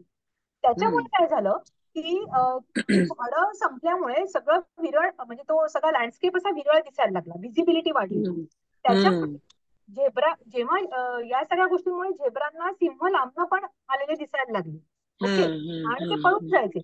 आता त्याच्यामुळे झालं असं की सिंहांना झेब्रा मिळेनासे झाले, आणि त्याच्यामुळे त्यांनी त्यांचा मोर्चा आपले बायसन किंवा ज्या रानम्हशी असतात तर त्यांच्याकडे वळवला, कारण ते स्लो करेक्ट. असतात झेब्रांपेक्षा. हम्म आणि म्हणजे हा इतका टेरिफिक रिसर्च असं म्हणता येईल की लिटरली गेल्या 20 ते 25 वर्षांमध्ये त्यांनी हे दाखवून दिलं की हा सगळे बदल फक्त गेल्या 25 वर्षातले, आणि एक मुंगी केवढ्या मोठ्या प्रमाणावरती म्हणजे हा सगळा हम्म चेन ऑफ इव्हेंट्स सुरू करू शकते. ते बदल एकदा घडवून आणू शकते. हा सिंहाचं खाणं बदलायला भाग पडलं. हो हो अ, बरोबर आहे. हॅट्स मॅडमला ऑफ पण टू दोज लक्षात आलं असेल रिसर्चर्स. की हो निसर्ग ना. हो, आणि निसर्गवान व्याख्यानमालेमध्ये पर्यावरणावर प्रेम करणारे जसे सर्वसामान्य अ, लोक जसे आहेत, तर तसे रिसर्चर्स आणि सायंटिस्ट सुद्धा आहेत. तर या प्रश्नांच्या ओघावरून लक्षात आलेलंच असेल. मॅडम, पुढचा एक प्रश्न होता अजित कुमार यांनी विचारलेला की मुंग्या ह्या त्या सीड्स मधलं प्रोटीन खातात का?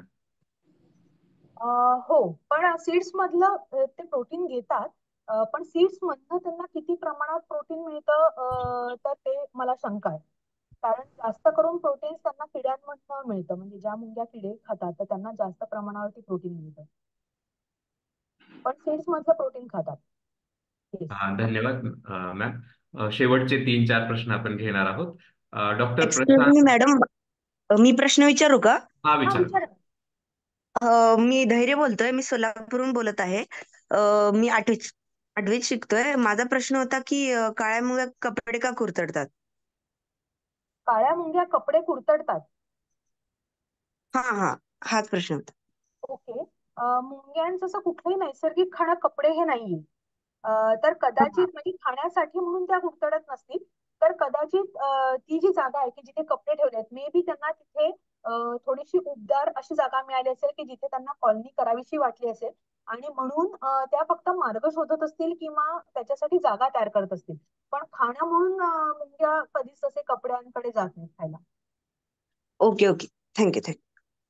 मॅडम, याला जोडूनच एक माहिती विचारायची होती, तर ती ही की मुंग्या नव्हे मात्र वाळवी बऱ्याचदा कपड्यांना आणि इतर ठिकाणी पण लागते. आणि वाळवीला जर आपल्याला कंट्रोल जर करायचं असेल बायोलॉजिकली, तर काय करता येऊ शकेल? वाळवीला कंट्रोल करण्यासाठी मी म्हणलं जसं की अजून म्हणजे काही वेगळ्या प्रकारचे किडे आहेत आमच्याकडे की जे आम्ही देऊ शकतो. तुम्ही जर का कॉन्टॅक्ट केला तर आम्ही जरूर हे किडे तुमच्याकडे पाठवू. आणखीन वाळवीचं एक गोष्ट लक्षात घ्यायला पाहिजे की वाळवी कधीही जिवंत लाकडावरती अटॅक करत नाही, ती कायम मेलेल्या लाकडावरतीच अटॅक करते. तर त्याच्यामुळे वाळवी आपल्याला त्रासदायक जरी वाटली तरी हे लक्षात घ्यायला पाहिजे की ती निसर्गामध्ये सगळं जुनं कुजलेलं लाकूड संपवण्याचं एक खूप मोठं विघटन करण्याचं काम करते. तर त्याच्यामुळे वाळवी म्हणजे त्रास होतो हे कबूल आहे, पण हे पण आपण लक्षात घेऊया की कुठली वाळवी चांगल्या लाकडावरती किंवा जिवंत लाकडावरती, जिवंत झाडांवरती कधी अटॅक करते.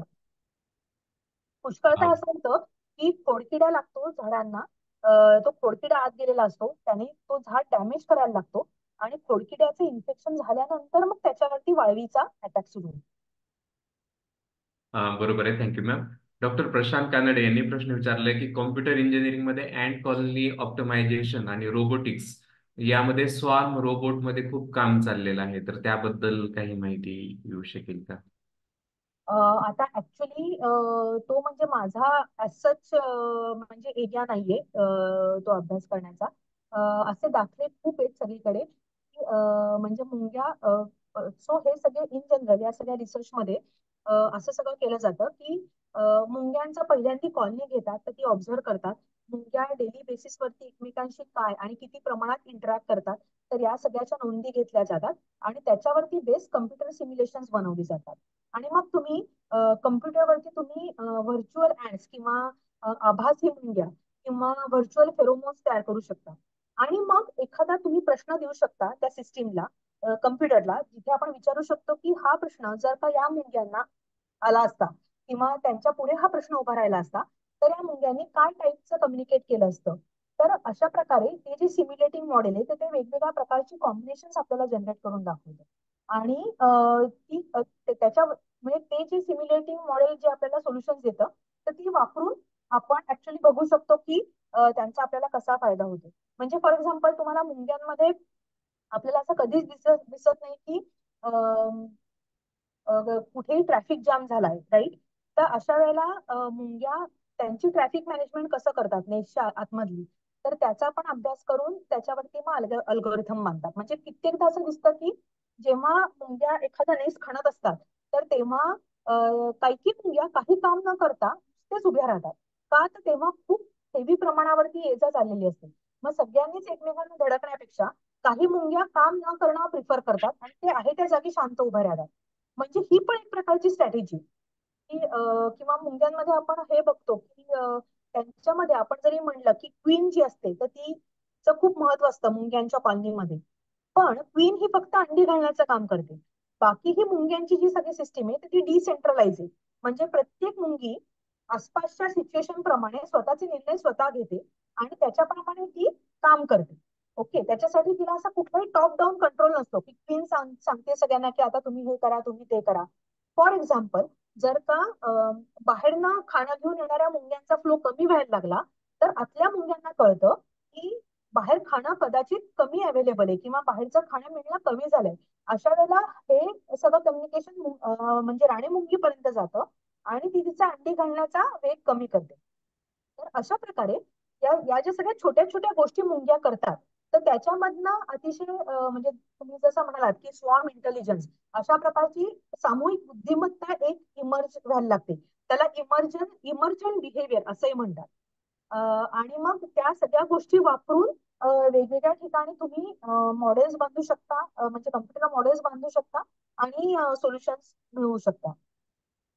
पण अगदी त्यातले बारकावे मला नाही सांगता येणार, कारण माझं काम त्या क्षेत्रातलं फारसं नाही.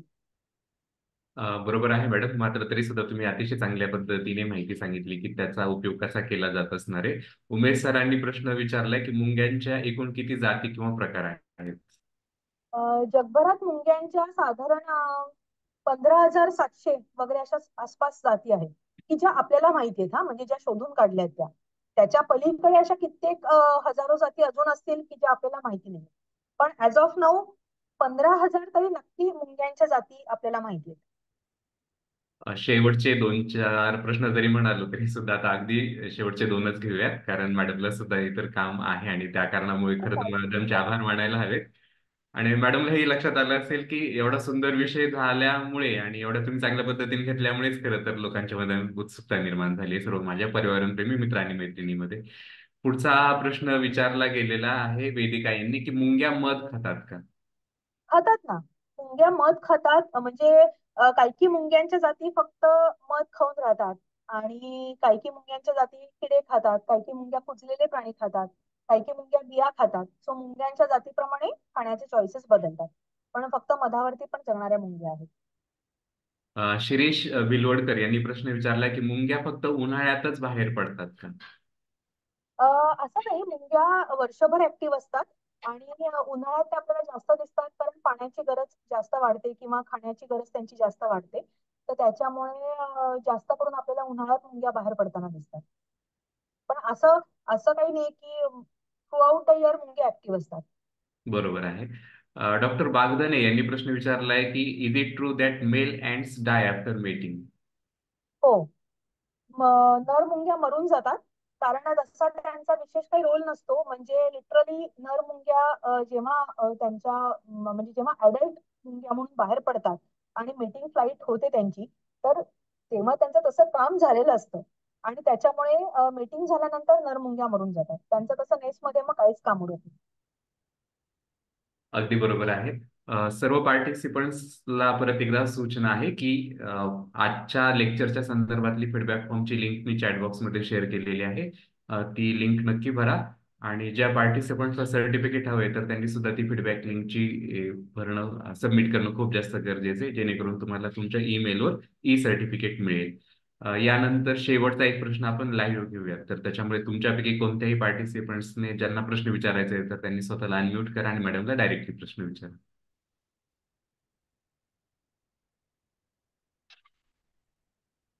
मॅडम, मेलॅनिन पिगमेंटच रिस्पॉन्सिबल असतं का रेड आणि ब्लॅक साठी? रेड अँट आणि ब्लॅक अँट या मुंग्यांच्या जस्ट जाती आहेत फक्त, की काही जाती लाल दिसतात, काही जाती काळ्या दिसतात.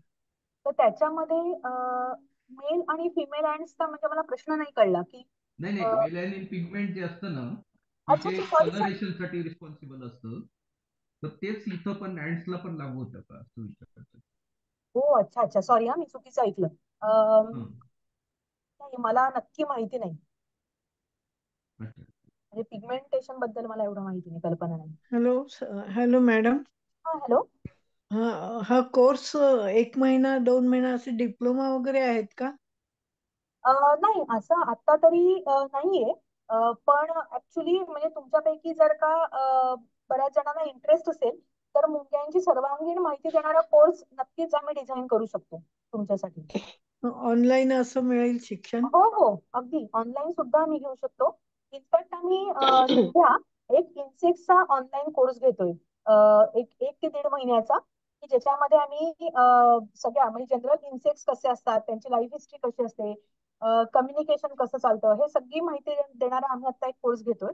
पण मुंग्यांमध्ये जर का तुम्हाला स्पेसिफिकली इंटरेस्ट असेल तर त्याच्यासाठी आम्ही नक्कीच ऑनलाईन कोर्स डिझाईन करू शकतो. आता ऍक्च्युली मी या एका तासाभरात म्हणजे खूप प्रकारची इन्फॉर्मेशन जस्ट एक फ्लेवर दिलाय तुम्हाला. माझी एक एक जी स्लाइड आहे त्या एक एक स्लाइड वरती एक एक लेक्चर घेता येईल. खरं तर एवढं सांगण्यासारखं आहे पण असं शक्य नव्हतं. तर त्याच्यामुळे नक्कीच असा एक खूप इंटरेस्टिंग कोर्स आपण करू शकतो अरेंज. Okay, thank you. मॅडम मला एक प्रश्न हॅलो विचारायचा मॅडम. होता. हा हॅलो. विचार बाळासाहेब सर. हा सर, मला हे विचारायचं होतं. मी देशी बियाणं आणि पर्यावरण संदर्भात आणि नैसर्गिक शेती करतो. तर नैसर्गिक शेतीमध्ये आपल्याला जे औषध म्हणजे आपण इतर शेतीमध्ये ना तर औषधं खूप फवारतो. तर नैसर्गिकरित्या कीड नियंत्रणासाठी कीटकांची मदत घेण्यासाठी तुमच्याकडून काही माहिती पाहिजे होती की जे हानिकारक जे रोग आहे किंवा हानिकारक जे कीटक आहे त्यांना नैसर्गिकरित्याच कीटकांमार्फतच कंट्रोल करण्यासाठी काही सांगता येईल का? हो येस, तुम्ही नक्की आम्हाला ईमेल करा किंवा आम्हाला फोन करा. कारण आम्ही बेसिकली अशाच प्रकारचे मित्रकीटक वाढवतो आणि तुमच्या ठिकाणी तुमच्या जागेमध्ये ज्या प्रकारची कीड आहे तर ती जर तुम्ही आम्हाला फोटो पाठवलेत किंवा सांगितलं तर आम्ही ऍक्च्युली तिथे येऊन पाहणी करू शकतो आणि त्याच्याप्रमाणे जे बरोबर त्याला लागू पडतील असे मित्रकीटक देऊ शकतो. त्यांची अंडी देऊ शकतो जी तुम्ही तिकडे वाढवू शकता. Okay, thank you sir. धन्यवाद बाळासाहेब सर. प्रताप सर मला हा बोला मॅडम. एक विचारायचंय हा की चार्ट मध्ये खूप प्रश्न असतील आणि मी आता सगळी चार्ट माझ्या समोर विजिबल नाहीये. तर असे काही प्रश्न राहिले असतील की मला प्लीज माझ्या नंबरवरती हा जो पहिला नंबर आहे 97410 हा माझा नंबर आहे. तर तुम्ही त्याच्यावरती जर का मला प्रश्न पाठवले तर मी त्याचे नक्की उत्तर देईन. कारण आता माझ्या डोळ्यांसमोर सगळी चॅट नाहीये. पण मग मी नंतर तुम्ही मला इंडिव्हिज्युअली जरी पाठवलं तरी मी ते काही राहिले असतील प्रश्न तर ते मी घेईन. नक्की मॅडम, नक्कीच मी तुम्हाला पाठवेल याच्या संदर्भातली माहिती. हॅलो मॅडम, एक प्रश्न विचारू का? हा विचारा, शेवटचा प्रश्न वैशाली मॅडम. हा शेवटचा प्रश्न. Thank you sir. मॅडम आमच्या एरियामध्ये ना वर्धा डिस्ट्रिक्ट सेलू तालुक्यामध्ये ants as a bio control agent वर काम होत आहे. बर. हा तर most of the people said it as की ऍन्ड्स जे आहे ते नॉइसेस पण क्रिएट करतात अराउंड द प्लांट्स. ठीक आहे. आणि खूप जास्त प्रमाणामध्ये असं अँड बायो कंट्रोल एजंट आहे असं आम्हाला खूप जास्त रेफरन्सेस तर नाहीच. ते भारती सरांचं किंवा विल्सन सरांचं हे सगळे रेफरन्सेस सोडून बाकी सगळे रेफरन्सेस मिळणं म्हणजे ते थोडंसं अवघड. आणि असं खूप फोर्सफुली सांगणं की ऍन्ड्स बायो कंट्रोल एजंट आहे हे, कारण ते नॉइसेस पण क्रिएट करतात surrounding the plants, surrounding the gardens असं पण आहे. तर तुम्ही याबद्दल काय म्हणता की ants firmly we can said it as it is a bio control agent की ते नॉइसेस क्रिएट करतात याचं पण पर्सेंटेज आहे? पण इथे कसं आहे ना की आता आपण जसं इकोफायला बघितलं तर त्यांचं महत्व अगदी वेल एस्टॅब्लिश्ड आहे की इकोफायला खरंच मदत करतात जास्त म्हणजे फळांचं उत्पादन वाढवायला. पण बाकीच्या ज्या मुंग्या आहेत ना तर त्या मी म्हटलं तसं काही की एलियन ॲन्ड्स पण आहेत. तर आता एक्झॅक्टली म्हणजे कुठल्या असा आतापर्यंत ना मुंग्यांचा खूप चांगला सर्व्हे असं झालेला नाहीये. म्हणजे पेपर्स आहेत मुंग्यांच्या डायव्हर्सिटीवरचे पण खूप पेपर्स आहेत. पण असा आतापर्यंत खूप कमी अभ्यास झालेला आहे की एक्झॅक्टली कुठल्या मुंग्यांचा इम्पॅक्ट त्या ठिकाणी कसा होतो. म्हणजे कुठल्या मुंग्या एक्झॅक्टली आपल्याला मदत करतात आणि कुठल्या मुंग्या न्यूसन्स आहेत. तर ह्याचा आतापर्यंत खूप चांगला सर्वे कुठेच झालेला नाही. तो करण्याची खूप गरज आहे म्हणजे जेणेकरून आपल्याला अशा गोष्टी ठोसपणे सांगता येतील. पण अनफॉर्च्युनेटली नाही असं काही सॉलिड काम कुठे झालेलं. हा तर त्या कामासाठी मॅडम तुम्ही पण जर कोलॅबरेट केलं आणि तुम्ही पण तुमचे जर व्ह्यूज सांगितले किंवा तुमचं जर काम त्याच्यामध्ये असलं तर ते आमच्या एरियामध्ये खूप चांगला इम्पॅक्ट होईल त्याचा. चालेल ना, तुम्ही मला फक्त ईमेल करा प्लीज आणि मग आपण डिस्कस करू शकतो त्याच्यावर.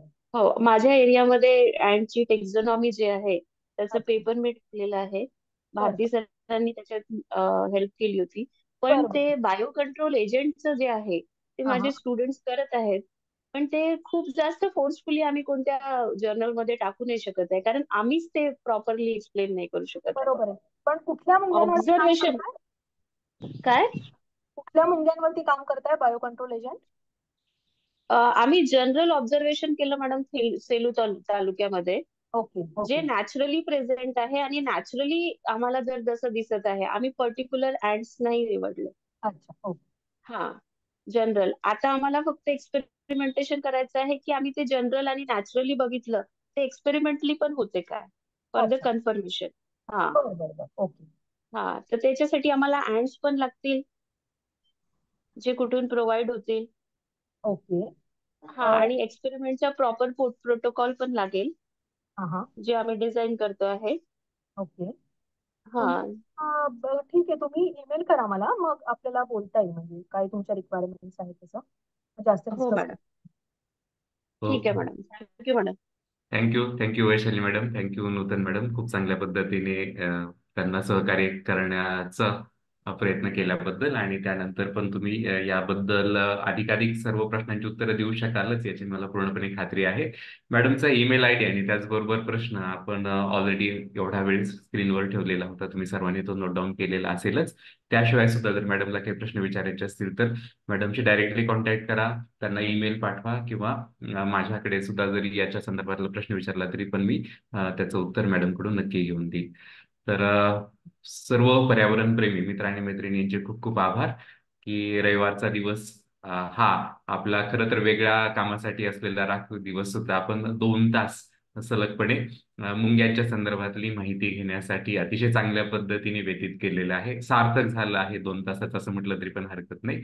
आणि त्याच्यासाठी नूतन कर्णिक मॅडम यांनी आपला अमूल्य असा वेळ दिला, तर त्याबद्दल नूतन मॅडम आणि त्याचबरोबर मित्रक्रीडा फाउंडेशन यांचे खूप खूप आभार.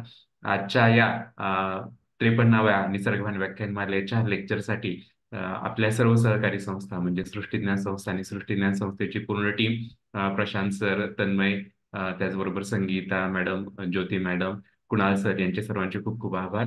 आपली संस्था सह्याद्री संकल्प सोसायटी, तर त्याची सुद्धा संपूर्ण टीम म्हणजे डॉक्टर शार्दूल, प्रतीक आणि इतर सर्वजण त्यांचे पण खूप आभार. आणि आकले सप्रेपित्रे महाविद्यालयातील माझे सर्व सहकारी यांचे सुद्धा खूप खूप आभार. आणि परत एकदा तुम्ही सर्व निसर्गप्रेमी मित्र आणि मैत्रिणी, कारण तुमच्या सहकार्यानेच आपण 53वं पुष्प आज इथे गुंफू शकलेलो आहोत.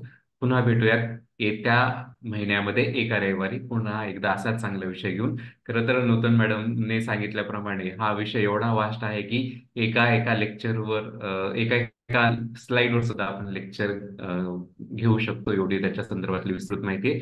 नूतन मॅडम, पुन्हा एकदा काही दिवसानंतर एखाद्या नवीन विषयावर तुमच्याकडून माहिती घेण्यासाठी आम्हाला पुन्हा एकदा खूप खूप आवडेल. नक्की नक्की आपण करत राहू. हो मला हो, पण आज खूप मजा आली आहे सगळं सांगताना, डिस्कस करताना. नक्की. Thank you madam.